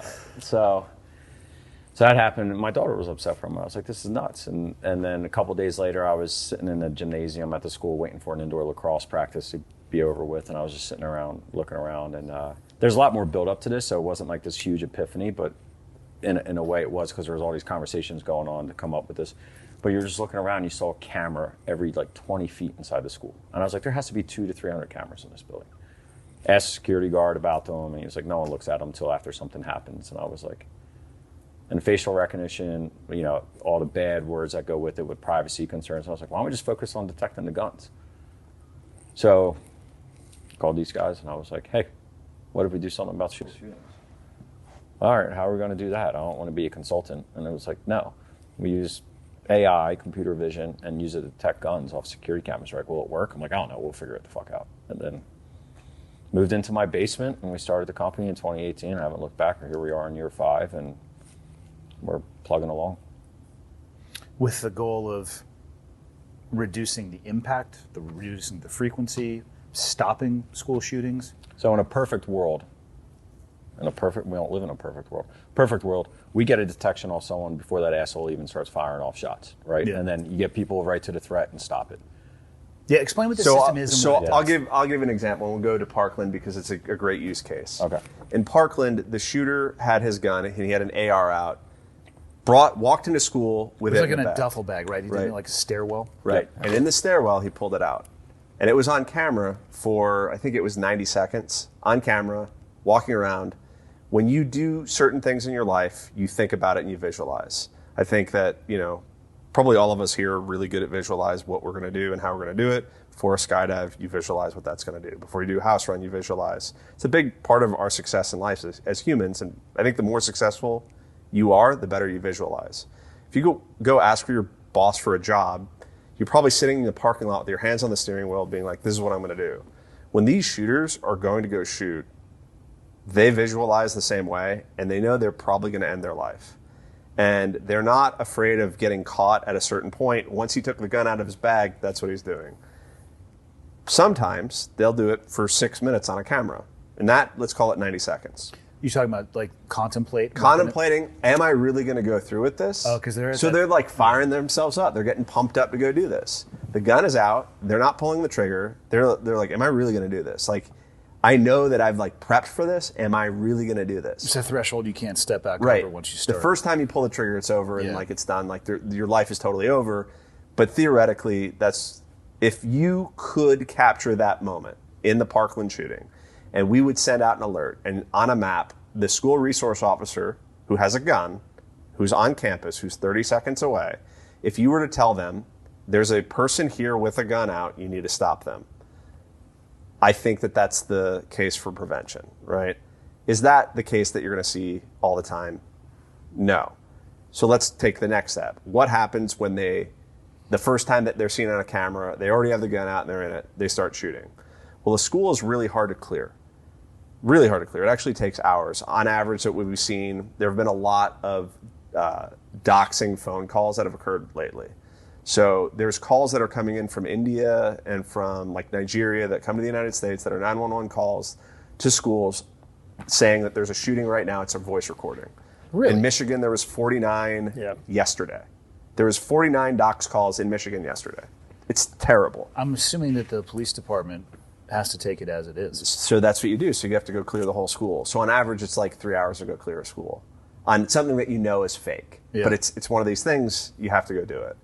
So in a real active shooter drill, when you get a bunch of panicky phone calls, you're going to get misinformation. Yeah. And it's going to be devastating. So what if we could give that information, and even though the shooting is going on, tell you exactly where to go. So instead of just getting to the front of the building and then go run to danger, you know exactly where to go, and maybe you could, cut off 2 hours and 55 minutes of it and go to the place that you need to go take care of the thing. Because if you can prevent further loss from occurring, you can render aid faster. And then, the more information that you have, the better tools that you'll be more inclined to go do something about it. You'll know who to look for. All of those are the things. So in the best case, prevent. In many cases, mitigate. And, at the worst case, you can go render aid the fastest. But all of those tools are highly usable and desirable in this. And it's not putting prison bars up. It's not putting metal detectors. It's not making an environment that feels like a prison. It's using something that already exists that technology should already do. Because when we looked at that, how come nobody was watching this camera? Isn't that devastating? Well, we're going to watch it for you, and we're going to use tireless machines, and then we're going to verify all of those alerts, and we're going to do it with veterans. Our company's, I think, about 70% veteran. Yeah, we have 130 people, and roughly probably around 75% are veterans. All branches except for Space Force. Even Coasties. Are there veterans of Space Force yet? I don't know if there's any veterans. We just don't have any representation. I was going to say, has it even been around for 3 or 4 years for somebody to actually get out after? haven't seen it yet. We're if you're from Space Force, I imagine you go to SpaceX or Blue Origin or NASA. So I like the integration of the technology piece because it's evolving at a pace that human beings can never evolve at, right? And at a pace I don't even know enough about it, I think, to be scared enough by it. That's how stupid I am. At least I'm aware I'm that dumb, so maybe that makes me less dumb than I thought I was. No, that's probably But since fair. that statement was super fucked up in its phrasing, I'm right back where I was. The tech is great. What I can't wrap my head around is why are there so many people now who want to fucking take a gun to school? Because I look back, I graduated high school in '96. I remember one time, I think the biggest incident, there were scraps every once in a while. I think somebody brought a flathead screwdriver to school, and that was a huge issue. But when, a little while ago when you're talking about knowing people from, not necessarily Parkland, what was the Sandy Hook? I didn't know, I never even fathomed that was a possibility at those formative ages Right. in my life. And you grew up in an environment where you knew people who were directly impacted by that. What happened? So, fundamentally, a lot of things were going on in our country. No one has this answer, but there is something pervasive that's going on where they don't feel heard. They're forced in these environments, whether it's the bullying, whether it's social media. I don't have that answer. I'd love to have that answer. If I had that answer, I'd be doing a different company than what I'm doing right now. But I think all those things existed. Like, bullying is not anything new. The mechanism, and I've seen this in my own kids, and I've had to talk to them about how they treat other people as well. The one big change that I've seen is that it's inescapable. It's a 24-hour process. Like in 1992, when I was a freshman in high school, if I wanted to go bully somebody, I had limited options. I could do it at school. I could try to figure out or like in sports afterwards, I could try to figure out where they lived and go knock on their door. I could call their landline and probably have to work my way through their mom or dad. I could write them a letter, a real mean letter. You bastard, I'm going to get you. That was it. But they could really choose interaction time. Like it was actually narrowly, This is probably a big reason for it. Well, then that's the thing. So Social media, it's so pervasive and poison. It's pervasive, and I do think that there's more of it, and I think it's inescapable. And by that I mean, it shocks me, and I'm talking about myself when I say this too, how beholden to those devices we can become. It wasn't until recently that I went in and reset all of my settings to kill almost every alert, because when an alert would go off, I would look at it. Yeah, you get that hit of... It wasn't even that. It's just like, oh, well, maybe that's important. Yeah. Maybe somebody needs to talk to me about something I need to do. I don't know. It's fucking stupid. It's like an Instagram notification. Wearing an Apple Watch is pretty painful. Like when you have that, and it's even closer to your thing where, because I had one for a while and just had to turn it off because every single time you just look, no matter what. There's such a thing as phantom vibrations now. Oh, yeah. They think it's vibrating, and it's not but actually. The bullying isn't new. Like, I know people who were horrendously bullied growing up, and I think as our population grows, like, I don't really think there's that much more access to firearms either. But something has it's the same. Statistically, it's the same. yeah, It's mathematically, it's like something has happened where there is now a gap that has been bridged, where the reasonable solution for a person in that state, which I can't even fathom to understand, is to go kill as many people as possible. And so here's an odd behavior. So I study all of these things. We bring in experts. We talk to experts. We go to events. I've talked now to people who've been in almost every bad shooting. Like, I've been at some place and got to face with somebody who was there, the first responders who were there. Why did this happen? What was the lesson that you learned? And there's a bunch of people who write books on it. And I've seen like the dossiers on all of the people who did it. There's not a great answer. You know, the Secret Service releases these reports all the time of like why and what. Nobody really has a good answer. But there's an odd thing that happened in Columbine that caused copycats.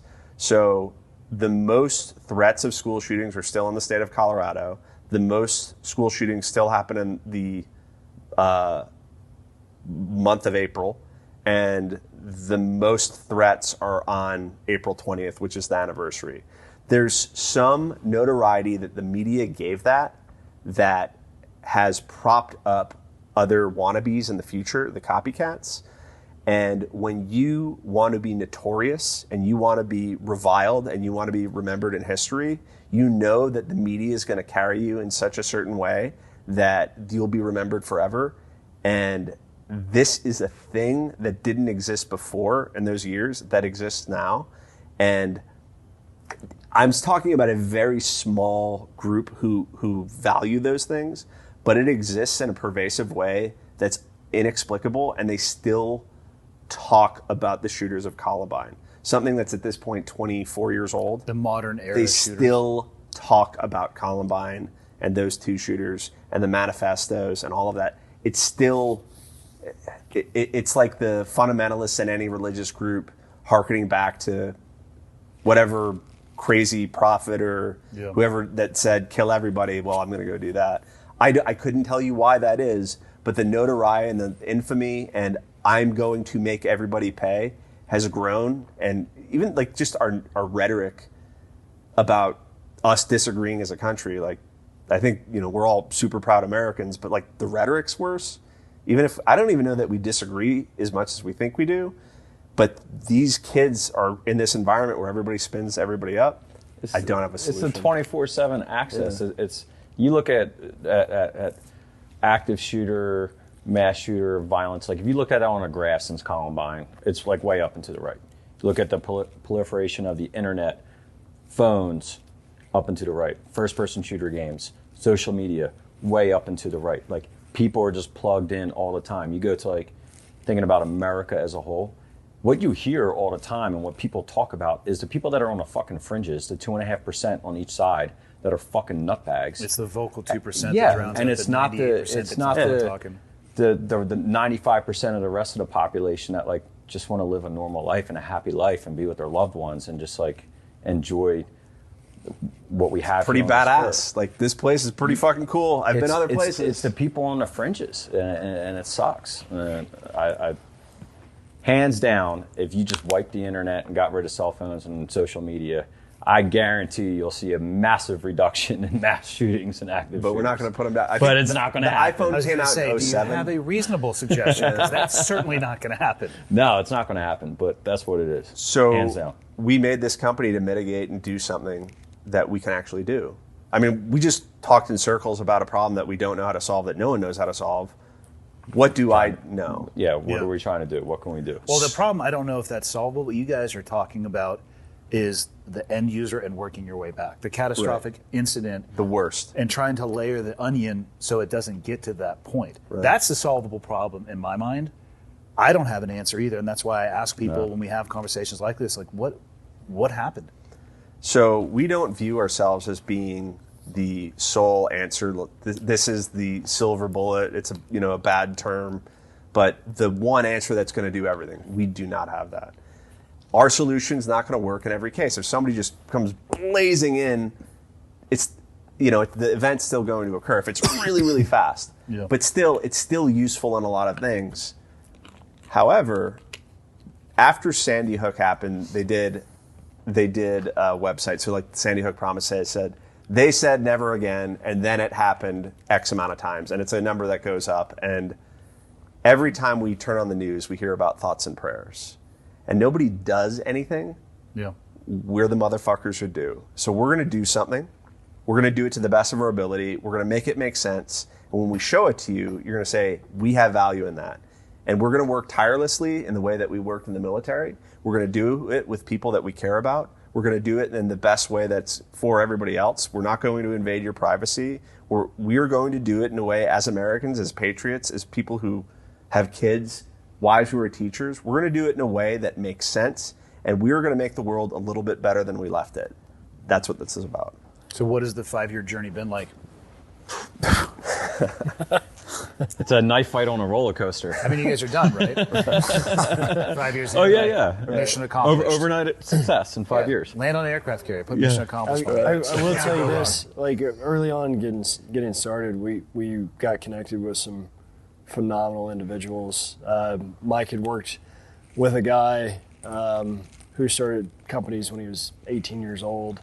Had worked in technology. Tim Solzer, our CTO. He's a fucking genius. Yeah. He's our founder. He's a co-founder too. So it's the four of us and Tim as the founders, and Tim's our non-military, even though I think of him as a military brother. But yeah, getting access to work with people in the entrepreneur space, starting a business, the level of sacrifice that they're willing to go to be able to like drive to a vision and a product that could potentially stop mass shootings.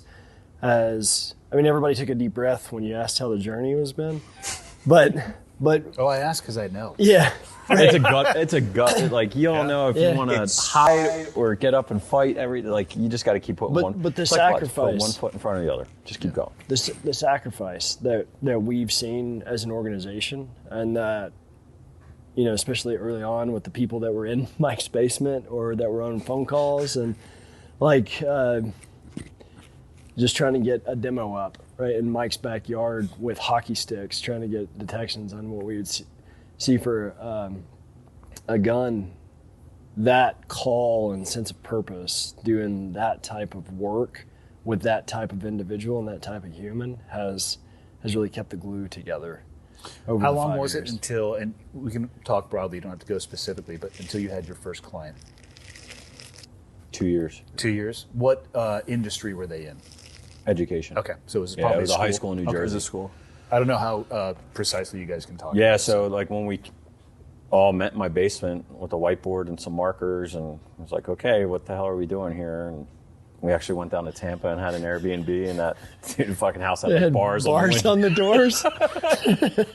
Whatever, it was funny. It was on times. your credit card. Yeah, it was on my credit lot. Yeah. It was on my credit A lot card. was on your credit card. I mean, everything was on your credit card. So we were just trying to figure it out. So it was like, all right. They actually made me a T-shirt on the back. It's like this dude sledging a wall, just says like, get the demo up or whatever. And every day it was like, what are we doing? I was like, just get the fucking demo up. Like, that's all we got to. If we could demo this to someone and have them agree to be like our beta customer, that's just like, that's getting a lunch. All right. So then we got the lunch. We got, like, looking back, the demos we did are super embarrassing, but it's okay. We really put it out. You gotta fail, right? Like, it was a joke. We're not, obviously we're not programmers, and then we're talking about Tim, who is, but not only is Tim a programmer, but he's also probably the best person at learning quickly that I've ever met in my entire life. He is a savant. Yeah. So his ability from, he codes in these languages. Great, I have background on that. He's like, there's another language you need to code. And he's like, oh, that's interesting. And in 6 months, he'll go from novice to expert at coding that. You're like, cool. Hey, there's this new different type of video format. I'm like, I don't know anything about video formats. I know how to code, though. Okay, Tim, have fun. And then you bring other people. Like, hey, we've got this dude. We got on Fiverr. He was a hacker. He was in the Army. Same kind of thing. I know how to code. I know how to do this. Let's take it apart and put it back together. So as you're building a product with people who can do that kind of on the fly, I mean, our product was embarrassing in the beginning, but those guys can take such steps, and it's hard to pick out who's good at that because it's not on a resume. And working in a basement and being fortunate enough to have a Tim Solzer in your life who can do that, who can identify the talent, and then getting lucky when you get on Fiverr and find somebody who... Kenny, Paul here, and all those early guys on the tech team. They're still with us to this day. They were like they're the OGs of the company outside of the founders. Yeah. Hourly on his credit card. Yeah, it was. So we got into that high school. The superintendent there agreed. And he was like, listen. How was that first pitch? It was through a seal. It was through a seal intro, our network, and the guy was like, I don't even know if this is going to work. He was like, I like you guys. I want this to work because I think it actually could make a difference. Behind the scenes, you're like, we don't know if this shit's going to work either. We were like, at that point, it was working. You gonna go get lunch? But the high highs and low lows, holy cow. Yeah, so we spent nights, and he was like, all right, you could test the system all you want in this school, as long as kids aren't in school. Like, stay out of our hair. Nights and weekends, holidays, we're there. Sunday mornings, 8 in the morning, we're there. Like, all right, let's go test. And so we were trying to like, all right, can we scale this thing across like multiple cameras? Is the AI detection model is our computer vision model working well? And then okay, cool, we're creating alerts. Like, who's getting the alerts? What's it going to look like? How are they receiving them? Rob was sitting in the 911 center as well. Dustin, Sam, and I were walking around with guns in a school, and no one's in there. And then Tim's over in the computer with like Kenny and Paul, and like remoted in, like trying to figure out code. We were just heads down focused for like 12 months, and then finally got it to a point where like we're like, hey, we could package this and sell it, and they became our first customer. I think that. And I don't know that we've actually even sat down and talked about this, but when you deploy a product into the market, in marketplace as a beta version of that product, and it's meant to save lives, that's a ton of pressure that we put on ourselves, especially with the early on customers. With still trying to develop it and make it as good as we can make it for them. It's different than selling like a candle and then the wick not lighting and be like, hey, I need to return this candle.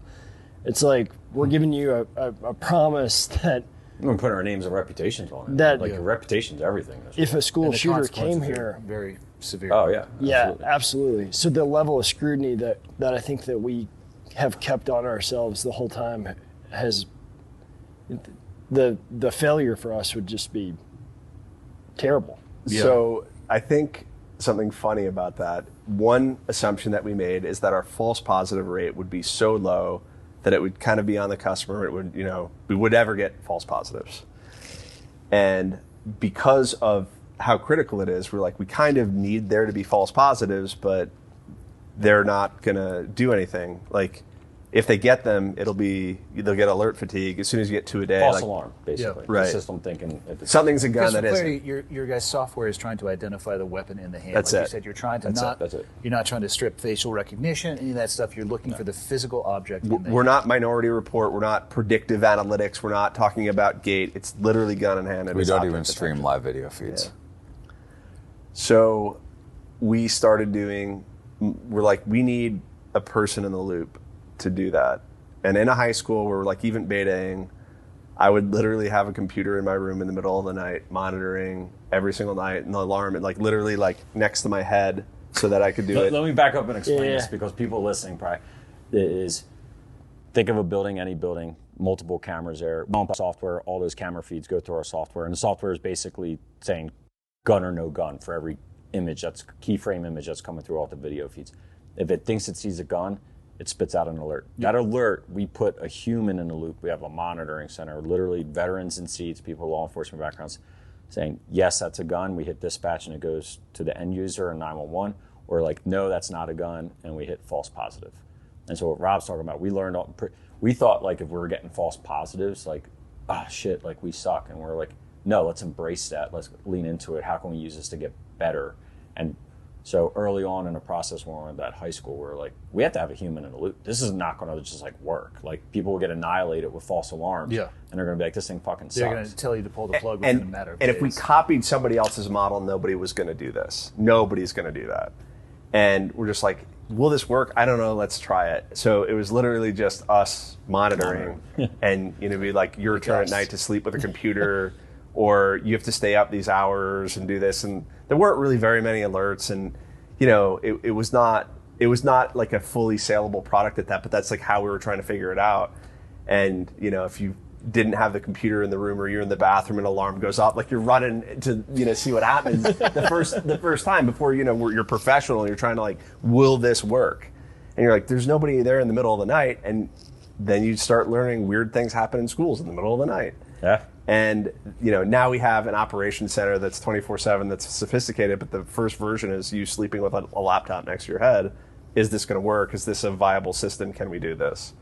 I remember when I got fired from the monitoring position, the now operations manager, Mike Lowinger, he came in and he's been doing a phenomenal job building out his team. Yeah, former Marine. Who worked for me at Amazon. He sent me a Slack message. It's like, hey, you're not monitoring anymore. Your services are no longer your required. services are no longer. I was like, thanks, Mike. Hey, at least you probably slept better.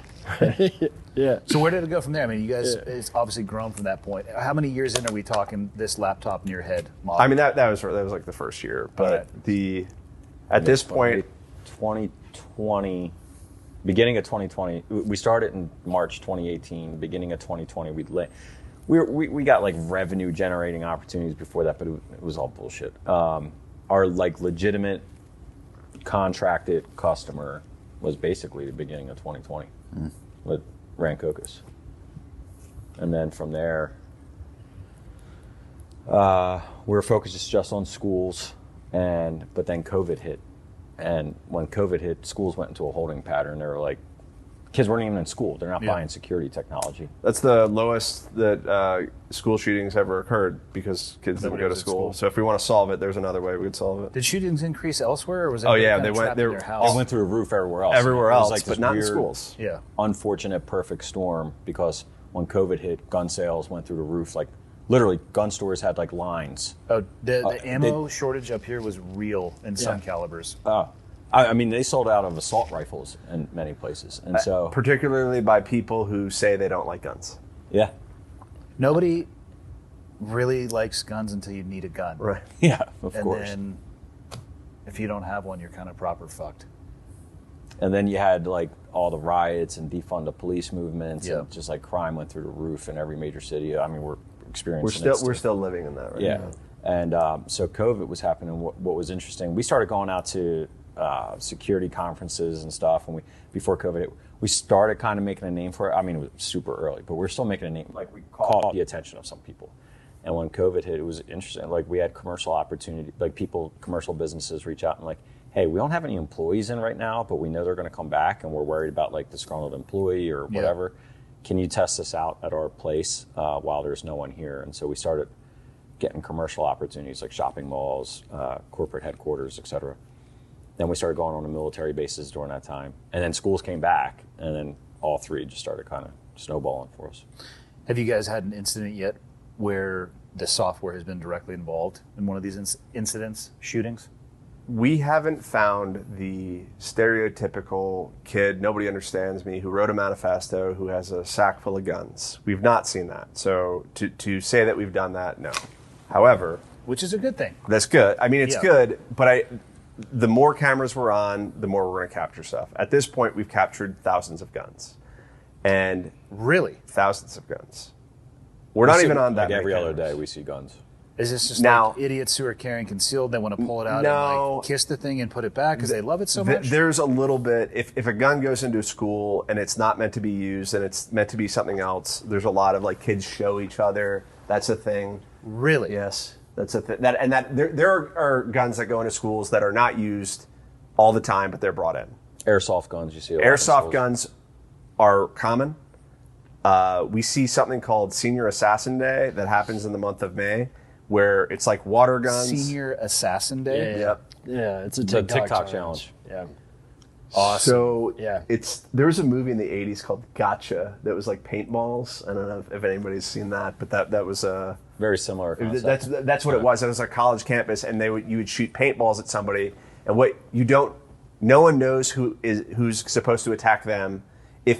I think the way that it was supposed to, everybody in the whole school plays, and everybody has somebody else's name. The last person standing wins the prize, right? So if you get shot with a paintball, so they do it with water guns typically, sometimes airsoft, these Orbeez guns, the gel guns. Gel blasters. Yeah. And I mean, that's like a daily occurrence to the point where like, we don't even know that should we tell them that? We're like, yeah, a lot of schools don't want it. We've seen a school shooting in the same district happen, and then these Orbeez guns still come in. We see police responding stuff in the middle of the night. We see toy prop guns. We see a lot of misunderstandings. We see TikTok challenges in the middle of the night. We've seen real guns used in TikTok challenges where they didn't intend harm, but we've caught so many guns. We were in the Kenosha school districts in Wisconsin, before whatever the Kenosha riots. The riots, like I don't even remember the start of that. Rittenhouse. So right, so before that occurred, we were in the Kenosha school districts, and when that happened, we're barely on any cameras across the country. We're now in like the hub of like animosity in the United States. The National Guard went into a high school that we're in. We're in 3. The president went into the high school that we're in. Like some teeny tiny high school, we were like, we got a deal, hooray! And then the National Guard, the president, showed up to a high school that we were just like, this doesn't make sense. So we saw all the guns that went in and out during that whole time. Or are these schools shocked at what you guys are capturing? I mean, did they have any idea that this was happening prior to that type of image capturing going on? I think yes. I think that the frequency in which like BB gun wars and horseplay occur is in the middle of the night. Yeah. They're just. So you're talking about kids breaking into schools? Yeah. Basically. It also exists outside of education, though, too. So one of our clients right now is SEPTA, Philadelphia Transit, and part of the problem is that it's not just the guns that are fired that are causing disturbances. It's the guns that are being pointed at random people in the subways that are causing disturbances. That is so for every gun that's bold fired, game to play. there's 15 or 20 guns exposed that aren't fired. You need to stop those too, and we provide the alert for that. Some of the stories that like violent crime in Philly is like a massive problem. Out of this like world. enough where people don't want to use mass transit in Philly to go downtown anymore. So there's another concern, yeah. Right before I came here, and even tonight we're doing testing. We're testing all the cameras we're currently on. So in order to test it, I have to go walk around we use airsoft guns, but we'll like even tape the orange tips and stuff just to show. Because it's really just looking at the shape. It doesn't, so an airsoft gun looks just like a real gun, so we use those. So we were walking through Philadelphia at like 7 p.m. in like the subway stops in the bad neighborhoods. And I mean, there's people heckling us as we're doing it. We have like law enforcement walking us around. And it's pretty outrageous that somebody would be so empowered to yell at somebody with an assault rifle when they don't really know that it's fake. I mean, obviously, like we're wearing like vests and stuff like that, but people are making fun of us, and somebody called me a Danny Amendola looking motherfucker. As I had an assault rifle. Oh, what? A Danny Amendola looking motherfucker. Holy shit. Who's a football player. Yeah. I guess I have like long hair. I don't know. Yeah. I don't know, but that's what he called me, which I thought was pretty You funny. have beautiful hair. I know. It's gorgeous. But like, they're not even shocked. They don't even care. Are the people or the organizations that you guys are working with, are they changing policy based off the data you're providing to them? Not yet. See, that's wild to me. Like if you identify a problem and you don't take action on it, Well, I would say some of the schools. I think the schools are suspending kids. People are changing like their SOPs for response and stuff based off of like that's a what I mean, ZeroEyes alert. Right. As an administrator, kids are not nearly as smart as they think they are, but they're also way more crafty than I think parents give them credit for a lot of the time. Like I'm shocked to hear that it's like, hey, check out my dad's 6-shooter. Like that. And I don't know. Maybe it's because I was raised with just the respect that I had for farms, and then the community that we were in. Like it's not a toy, right? Like I would have never thought like, oh, show and tell. Here's a Dirty Harry 357. My dad would have knocked my head off if I did that. 100%. But I can't. I mean, so kids, I think, are able to do this stuff. Some of them. I think whatever. Yeah. But kids are able to do this stuff outside of the eyes of adults, because like I said, they're way more crafty than we want to give them credit for sometimes, and obviously not as capable as they think they are.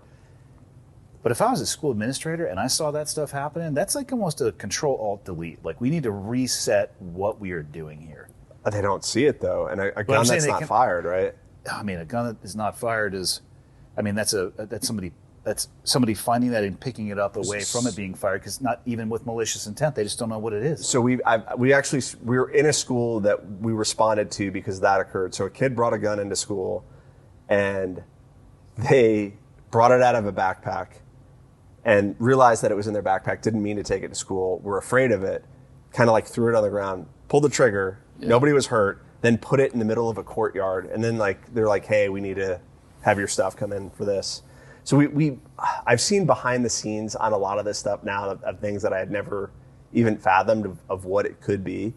And there's not only is there like not a respect of guns or mishandling it, it's a novelty. People use it as fear. You know, the thing that goes on in the cities are totally different. I think here's a stat that's kind of crazy. In major cities, so NYPD told us this, 70% of every time a gun is pulled, the trigger is pulled, and a bang goes off, no police call is made. So they only get called 30% of the time. And, you know, maybe you extrapolate, and that probably happens in most major cities. It's not even reported. And what you mean by that is people are just working it out on the street and not even escalating that to a higher level. They don't care to call the police. Yeah. They're not doing that. And then somebody is probably not hurt in that case, because if they needed an ambulance, they would call and then it would be reported. So, you know, there's a lot of people who are really bad at shooting guns and nobody gets hurt and then nobody calls the cops. Man, that is wild. A lot of people are just looking for answers now too, like looking for a solution, like going back to what we were talking about, like why is this happening now? Like why wasn't this a thing in '96? And people are just looking for solutions and answers. Like ZeroEyes isn't the end all be all. It's not a cure all by any means. Like, it's going to have to come in multiple layers, but there's such a broad spectrum to attack here with like what's going on in the United States with just like violence in general. It's like, what the fuck? Decisions that can be improved through information. That's what I'm saying. I'm just thinking of, like, as a school, I'm thinking of the schools here locally where my kids go to school. It's like, okay, I'm going to assume that shit like that is happening up here, even though until about fucking 20 minutes ago, I would have never even thought of like a show and tell gun at school. I'm like, okay, that's a revelation. I'll be staring at the ceiling about at 2:00 this morning. Thanks for that, assholes. But so maybe the school administrator, straight whores, aren't aware of that, but then they get presented with the information so then they can refine their decision. Maybe it's a combination of the visual technology, and I hate the idea of making schools militaristic or prisons at all, but it's like maybe a metal detector isn't necessarily a bad idea to, you know, prevent it from even getting into the school before that can happen, because we've identified that it's happening. You know, you can just start stacking those layers of the onion, which would eventually lead you to why in the hell would somebody want to do this in the first place, which we can all agree nobody has the answer for. But that doesn't mean you should ignore every possible step that you can take leading up to that. Because I personally don't think we'll ever be able to completely stop it, because some people are fucking crazy. No, I mean, crazy's gonna. I mean, since the dawn of man, there's been. They always have been. Yeah, and I mean, Sandy Hook was in a really nice neighborhood, right? Like, it was. It sees no borders. We had There's Cumberland no borders. Farms that kids used to, you know, smoke weed and do whippets in front of. You know what I mean? Like, that was crime in my town. Yeah. And then you had one of the worst shootings that's really ever occurred. Not necessarily body count, but like the little kids is so devastating. And you know, the Sandy Hook promise, where the website is, we said never again. Then it happened X amount of times. If we don't do something about it, it's also an impossible promise. Yeah. Part of the problem is a matter of education. So like a lot of people just don't know we exist. So we call ourselves the best kept secret. And the problem we have now, and we're always going to have, is you can't market the mass shooting that didn't happen. So it's a matter of education. Just listen. We're going to detect the guns, and you're going to see the images of those guns. What's the biggest hurdle you guys are facing right now? Like, what's your next biggest challenge you're trying to solve? It's a good problem to have, but we've been growing so quickly, just operationally, getting everyone on a platform. Scaling. Yeah, scaling. That's it. And at the same time, trying to keep a balance of like keeping the culture and like the cohesiveness of the team and et cetera. So it's always a fine balance. So like we'll be like, all right, let's pump the brakes a little bit, like the whole slow down and speed up. How did the alerts get to law enforcement? You know, So, Don't release anything. without going outside. into Yeah. the technicalities, this isn't a secret at all, but we go directly to what is called the public safety answering point, which is a PSAP, which is when you dial 911, that's where it goes. So you use the term 911 call center. Most people would. It's called a PSAP. There's 5,500 of them in the United States. We pay a third-party provider who gives that information directly to them so they can see it directly up on their screen. An So image, it's coming through their system. geolocation through their system. We follow up with a phone call. We go directly to cell phones for if you were an SRO and you got it, you get super quick. School of resource couple of officer. seconds. We have right? them up here, which is Right. a new thing. Like, I think I saw a cop twice my entire time in high school. oh yeah, was you saw a dropping cop off at his school, daughter. everyone would be like, Yeah, he's dropping off his kid right. on his way to work.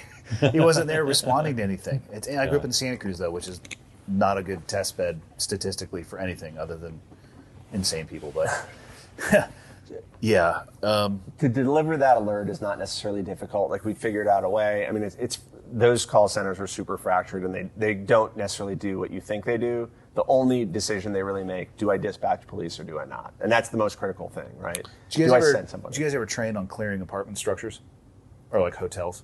In Yeah. the teams? Yeah. Yeah. How much easier would it have been if it's like just go to room 418? I mean, Exactly. That's what we do in every one of our pitches. Well, it's like and if- that's what and like, to me, again, you can make better decisions with enhanced information. I'm friends with vast majority of law enforcement and first responders here in the Valley, and I'll ask them like, what is your organization-wide approach to an active shooter? And it is they no longer they're not waiting for a group of people. If you You're get first there, dude on the scene, you go. you're in, yeah. And I walk through these. I mean, I'm sure we can all agree you can't turn your tactical brain off to a certain degree. Like I'm all like, oh, this is interesting. How would I approach this problem? Not that I had any intent to do so, but every time I go to like one of my kids' schools, I'm like, oh, okay, this is interesting. None of these doors are locked. I'm going to go walk around. Like, how would I do this? And the answer is, it would be an absolute mess if you didn't know exactly where the threat is, or you. I mean, these schools are huge. I look at it from does it solve the problem? No, but I don't know if we can solve the problem of crazy, but shortening the response time can directly impact the number of people that a crazy person could have a negative outcome on their life with. To me, that type of stuff is huge.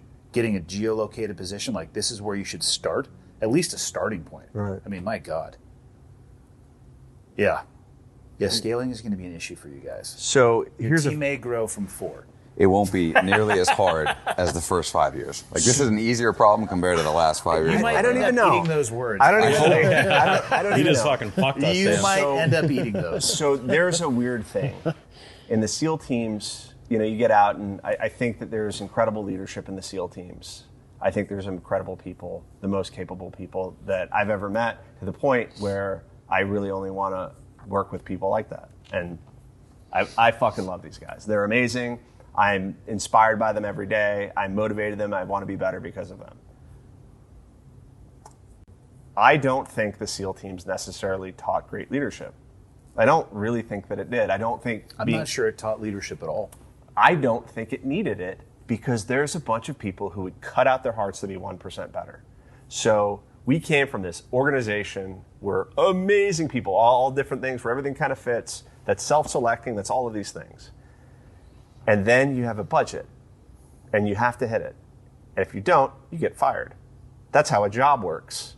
A profit and loss statement. Try to do that, at a SEAL team, anyway. None of the leaders have ever done that. And, if you're an admiral, you've never dealt with a P&L. Give me more helicopters. You don't ever get any helicopters. So we go into this and you have to learn a completely different skill set. You have to do it in a way that makes sense. You have to decide what not to do. You have to let fires burn. Even when there are fires you have to address, you're like, I'm going to address that one and then do that later. Yeah, you And got to triage it still. it is so much harder to do this and be an entrepreneur than it was to be a SEAL. So It's not even close. I do a lot of public speaking where I talk about leadership, and I try to make the point every time that the easiest environment to be a leader in is in the SEAL community. Think about how many selection and refinement processes you go to and volunteer for over and over again, whether it's emotionally challenging, physically challenging, like all of it combined. There is so much internal buy-in in the community. How fucking easy is it to lead people who are all bought in on your mission statement and your path forward? It's the easiest environment ever. It's so straightforward. But you're never going to, I have yet to see that in the corporate world. And of course not, because people are there for so many different reasons. They don't even tell you if you're doing a good job. Well, that's why a lot of military leaders, well, maybe not, that's why some military leaders, I think, have this awakening when they get out of, oh, this is not the same thing. And I'm here to tell you, it's not the same thing. Because go try to get the same results from a team that actually doesn't give a shit what the mission is. Like, bitch, I'm trying to pay my mortgage. And I get it. Like, that's a real fucking problem. Yeah. I want to be at home at 5. I want to pay my rent, like, put food on the table. That's probably one of the things that I miss the most is the level of buy-in and that singular focus in a direction that everybody largely agrees with. Not everybody. It's the easiest environment to lead in ever. You actually can sit back and just enjoy the ride. Like, it doesn't mean you can't, you still need to be a leader and act as a leader and all those things. But, man, try to replicate that elsewhere. Like, if you're, whatever, platoon chief or whoever you want to, if your commanding officer said, you know what, I'm going to take 6 months off right now, nothing would change. Not in the SEAL teams. An argument could be made. It'd be better. It would be right. Coming from an officer, that's a strong statement. Well, he was barely an officer. Depending on the skipper. I've had some great skippers, but the best skippers that I ever worked with were the ones that tried to staff their weaknesses. They never tried to be the smartest person in the room. So they would assemble a team of people who are, guess what, bought in.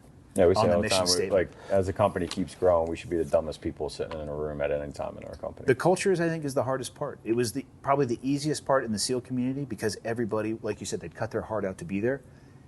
And again, the culture wasn't perfect in the SEAL teams. The best leaders and the worst I ever worked with were in the SEAL teams. The best people and the people I would skin with a potato peeler were people that I worked with in the SEAL teams. The vast majority, though, were in between those two, and they were largely bought in. Work ethic, integrity, like all of the things that you're looking for. I mean, it's like, oh, you get to be the leader of the most highly refined, high-performing team ever. Okay, I accept your challenge. What would you like me to do with this team? And then get out of my way, because I'm going to do it phenomenally. They've already been doing it for 20 straight years, so just like, kind of like just let them do their thing. The trips are all the same. Just make them do the same trip that they always do it. And we actually go into combat, it's pretty much the same as we did the other combat, or it's at least knowable enough that, like, even if you're doing it in a totally different country and you're jumping in and you're not even at war with this super secret mission, you're still going to run it the same way that you do everything else. Yeah. You may have to change tactics, but like at a given moment, like that's not that hard. And again, you are with some of the highest performing. I'll cut my heart out to be 1% better tomorrow. Highest performing individuals that care so much about the person to their left and right, and they would literally lay down in front of you so you could accomplish the mission. Like, I've yet to find that at Baskin Robbins. So when I was at Amazon and I had people working for me, a few things that I noticed, I had incredible people. People are people. You never know. For the $15 an hour, just I have a job. Really weird. Why somebody was a lawyer who made like millions of dollars, and he's just like, I just kind of want to see what Amazon was, so I decided to go pack boxes for you. And I'm kind of happy about it. I'm going to do this for like the next 6 months. Cool. All right, that's very strange that you're here. And then you have the worst were basically the young guys who would either be awesome or terrible depending on the day. Were they currently on drugs? Were they trying to sleep with somebody else? Was this going on? The single moms were the people I trusted the most because they were on a can't fail mission. And then everybody in between was having like love triangles, and it never made sense. It was like different age groups, different ethnicities, like mixing of sexes. Like I had no idea who was sleeping with who, and somebody would be like, hey, the reason they're fighting is those 6 people are actually all sleeping with each other. You're like, what? And like that was stuff you had to deal with. One of the guys who worked direct for, who was like an NCO basically for us, ended up getting arrested for raping a 17-year-old like 85 times. And he's in jail. It made like all the papers and stuff like that. He was a veteran too, wasn't he? He was. Yeah.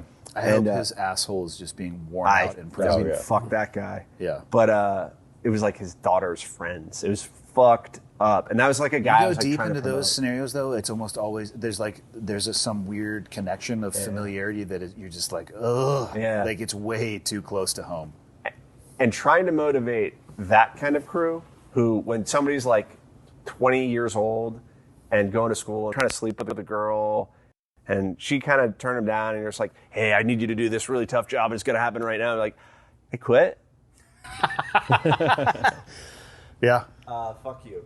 Yeah. And they're like, you know what? Go fuck yourself. And that, like, you literally, you're doing a good job. You're trying to do that. And like, you don't understand that their motivation is totally different. Yeah. So how do you bring that up? I mean, you could talk about, ownership, and you can talk about I was in the SEAL teams and it was so tough, and I'm going to lead you to victory. Like, nobody's buying that shit. Kids like, bitch, I'm a SEAL every night on Call of Duty 12. You know what I mean? So, like, it's Call like, sign, go fuck your mother. It's like, Well, fucking Master Chief already. totally. I don't know if you know this, but I'm a level 99 paladin on Call of Duty. I have more combat experience than you, and my awards are very distinguished. I roll 20s, bitch. It's just it's such a disparity. So we do this organization, and the problem is that I don't even know what the problem is going to be tomorrow, which is both exciting and anxiety-inducing. So, like, my anxiety, and I think all of ours, I mean, I eat anxiety for fucking breakfast, lunch, and dinner. And it's awesome. The highs are, like, there are days that I want to jump up on top of my desk and it's victory, and we fucking earned the victory. And there's days I want to hide under it because we fuck shit up. But if I gave you the choice between a day like that or working for somebody else in a suit and tie from a 9 to 5, which one would you take? I mean, come on now. I didn't realize it, though, until Why I we're actually here. decided I was going to work for myself, and I will never work for somebody else again. I might have partnerships and relationships, and I'm all about trying to move the needle forward for people, but I know about myself I could never do that. I thrive on that anxiety, and at the same time, some days it's exhausting. I know exactly what you're talking about, but I wouldn't live my life any other way. And I don't know if that'll make sense to people hearing that, especially if they haven't experienced that themselves. But that prison of high and low and anxiety and stress is also the most freeing thing I've ever done, which is a sentence that doesn't make any sense. Yeah, because you're doing it. Like, Yeah, it's I'm the warden of my own prison. If I don't like the view, I'm like, achieving bitch, it. I'm moving this wall. Yeah. So, there's I think it was Thoreau, like, most men live a life of quiet desperation, and, like, we don't. And there's a penalty to be paid for that, but I don't go to bed. I guess I just go to bed with anxiety every day, but it's not depression anymore, and it was when I was doing that. It was a void I couldn't see out of the darkness. Yeah. The transition period when you're trying to figure stuff out, It was dark. yeah. It was is bad. Yeah, it's super dark. I think everybody experiences that to a degree, but there's light at the end of that tunnel. Oh, yeah. As long as you're willing to keep working. I think what ends up happening for a lot of people is that they can still see like a little bit of light behind them, so they turn around and they go back that way. And I'm not here to judge anybody's life and how they choose to live it, but anybody who ever asks me, I'm like, man, You got to walk through that tunnel eventually. well, and figure out what the fuck scares you and go in that direction. Does it scare you to work for yourself? And I'm not saying, hey, go quit your job tomorrow and have no plan whatsoever. I am not advocating that. I'm saying if you're not happy in what it is that you're doing, allocate the only resource you actually have control of, which is your time, Yep. and figure out and explore and find something that scares the shit out of you and be Baskin Robbins. I have done so much shit since I left the military, from like corporate aviation, the skydiving, the base jumping, the speaking. I taught skydiving to the PJCCT pipeline for a little bit. Like, some of the stuff that I like, some of the stuff I hated. And I just started carving away the stuff that I don't like, and the things that I do like lead me to these weird, root systems towards other things that I like. But you have to be willing to take those steps. yeah, you got to find out what you So- don't like. There's more in the unknown darkness available than there is in the spread of the speck of light that's behind you. So this has been on my mind. There's a professor she's at Wharton, who wrote a book called Grit that everybody likes to go through. Angela Duckworth. So I met her. She was incredible. And in her, I met her before she finished the book. And I think that, like, all SEALs identify with that. A lot of special operations identify with what it is. And the hard work is the most important thing, and it's not aptitude, and it's all these other things. But there's something that gets left out when people quote her all the time. She does TED Talks. She's unbelievably inspiring. But you have to have passion for what you have grit for. Otherwise, it doesn't work. And so if you are just pushing like Sisyphus the boulder up the mountain for something you fucking hate, you're going to stop pushing the boulder up at some point and just be depressed. But if it's something you care about, you're going to wake up every morning and push the boulder up and be satisfied. Yep. And the boulder may never get to the top, but you will still have satisfaction if it is something you truly fucking care about. And that's why you need to try the Baskin Robbins. You need to try all 31 flavors. So if you're Sisyphus and you're pushing the boulder up the hill, you enjoy the process of doing that. And that, one day when you dare greatly, you'll know the triumphs and not live in the hazy twilight. Like all that bullshit is tied into that. You have to fucking love what you do. And if you don't, try something else. And it has to be okay doing this task that seems never ending. Yeah. You have to take the moment to, like, as you're moving up that mountain, like, sit there on the side and say, that's like. But don't let the boulder like crush you. Right. Yeah. Right. Like lean up when you're sitting there. You gotta have like your back on it. Right. Don't let it come back down. Dustin, hold this for me. You have to be able to enjoy that process. Have a good team and connect with it. Because if you're enjoying the process of doing that, then it's passion and it's life and you love it. And if you hate it, it is hell on earth. I think we But all the take task turns. is the same. We all take turns of our high highs and low sure. lows. Yeah. Like, Yeah. Tim will call up one day and you can tell he's having a rough time, or I'm like, oh no, everything's going to be good, or like vice versa with us. And That's the benefit of having a core group of people like yourselves. And I think that's one of the things that a lot of people struggle with when they get out, especially if they geographically locate somewhere else. They lose that ability. It's amazing to me. Like, I had some of the best friends in my life in the SEAL teams, and I don't talk to them barely ever. And it's not malicious. Oh, yeah. Life moves on. They're off doing shit, and I almost like, I don't want to call the guy and talk to him about the rut trip that he's on or whatever. He's in his best life. That's awesome. But we could also reconnect over a coffee in like 5 minutes and cover 10 years worth of stuff. But you pretty rapidly lose that network if you don't actively stay on top of that, because it's really tough to manage your highs and lows when your team is the only person you see looking back at you in the mirror in the morning. yeah. Because I don't know about you guys, I'm capable of some amazing negative self-talk. Just brushing your teeth like, what's up, you piece of shit? Are you going to fuck You up fucking today? suck. You can't do this today. You are useless. If anybody talked to me the way that I talk Oh to my God, myself, they'd I go- would yeah. fucking kill them. Oh, 100%. Like, what did you just say to me? He's like, so I think I want to be respectful of your guys' time too. We've been at this for over 2 hours, and you guys got about a 2-hour drive ahead of you. I feel like one of the best things that could help you guys is just awareness. So, where is the best place for people to look for the knowledge and awareness of what it is that you're doing? You start at the website, ZeroEyes.com, ZeroEyes, and then from there you can get a free demonstration. You can get a quote. There's links to our podcast, our news, our blogs, everything. That's the way to go. I mean, that's a good start. Then you should go to your school board and you should tell your school board, please put ZeroEyes into my schools where I live.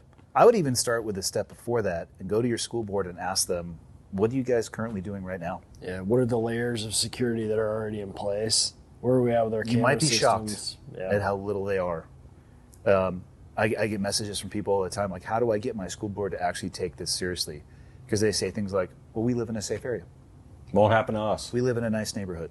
lot Nothing of like nice neighborhoods. nothing like that has ever happened around it. I literally could go to my laptop and search these terms and pull out a fucking volume of emails of people who've reached out to me. And I don't generally have the answer to them. And sometimes, actually most of the times, it's law enforcement officers asking, like, how do I get my kid's school district to take more seriously, because they don't even realize how exposed that they are.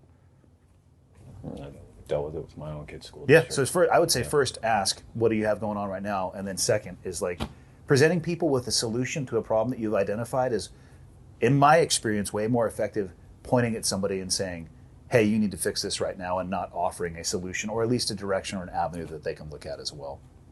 So what do you guys want to close it with? We've got 4 of you. Do we need to go around? Closing thoughts by everyone? I have none, so I'll skip. No, I mean, this is a phenomenal place. Thanks for having us up here. Yeah, It thank is- you guys for making the Yeah, I travel really out. appreciate it. It's great. It's great to get us together and be. You know, we're busy throughout our entire days. It's awesome to be here and just chat, man. Well, when Sam reached out, he's like, do you do them virtually? I'm like, no. Never. And for this reason, though. Yeah. Like, can you imagine Something lost. Yeah. Yeah. Even though we have come from the same background, I don't remember you guys as students at all because we saw hundreds of students. I'm glad that you didn't have a vendetta against me. I'm sure there are some students that do, and I'm okay with that. It's just the way that the cookie crumbles sometimes.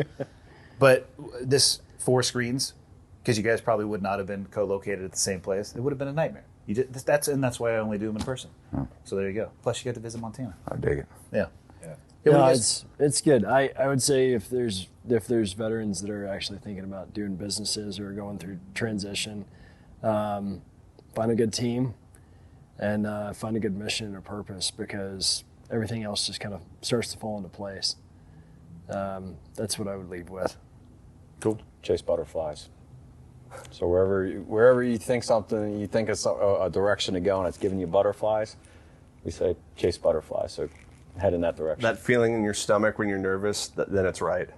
But don't go chasing waterfalls. Right. Sam, what do you got? Closing thoughts by Sam. That's it. Thank you. Thank you for the allowing us to get the word out there. For sure. Now you guys have to promise you're going to drive safe on the way back to Missouri. We got it. All right. Fair enough. Thanks, gents.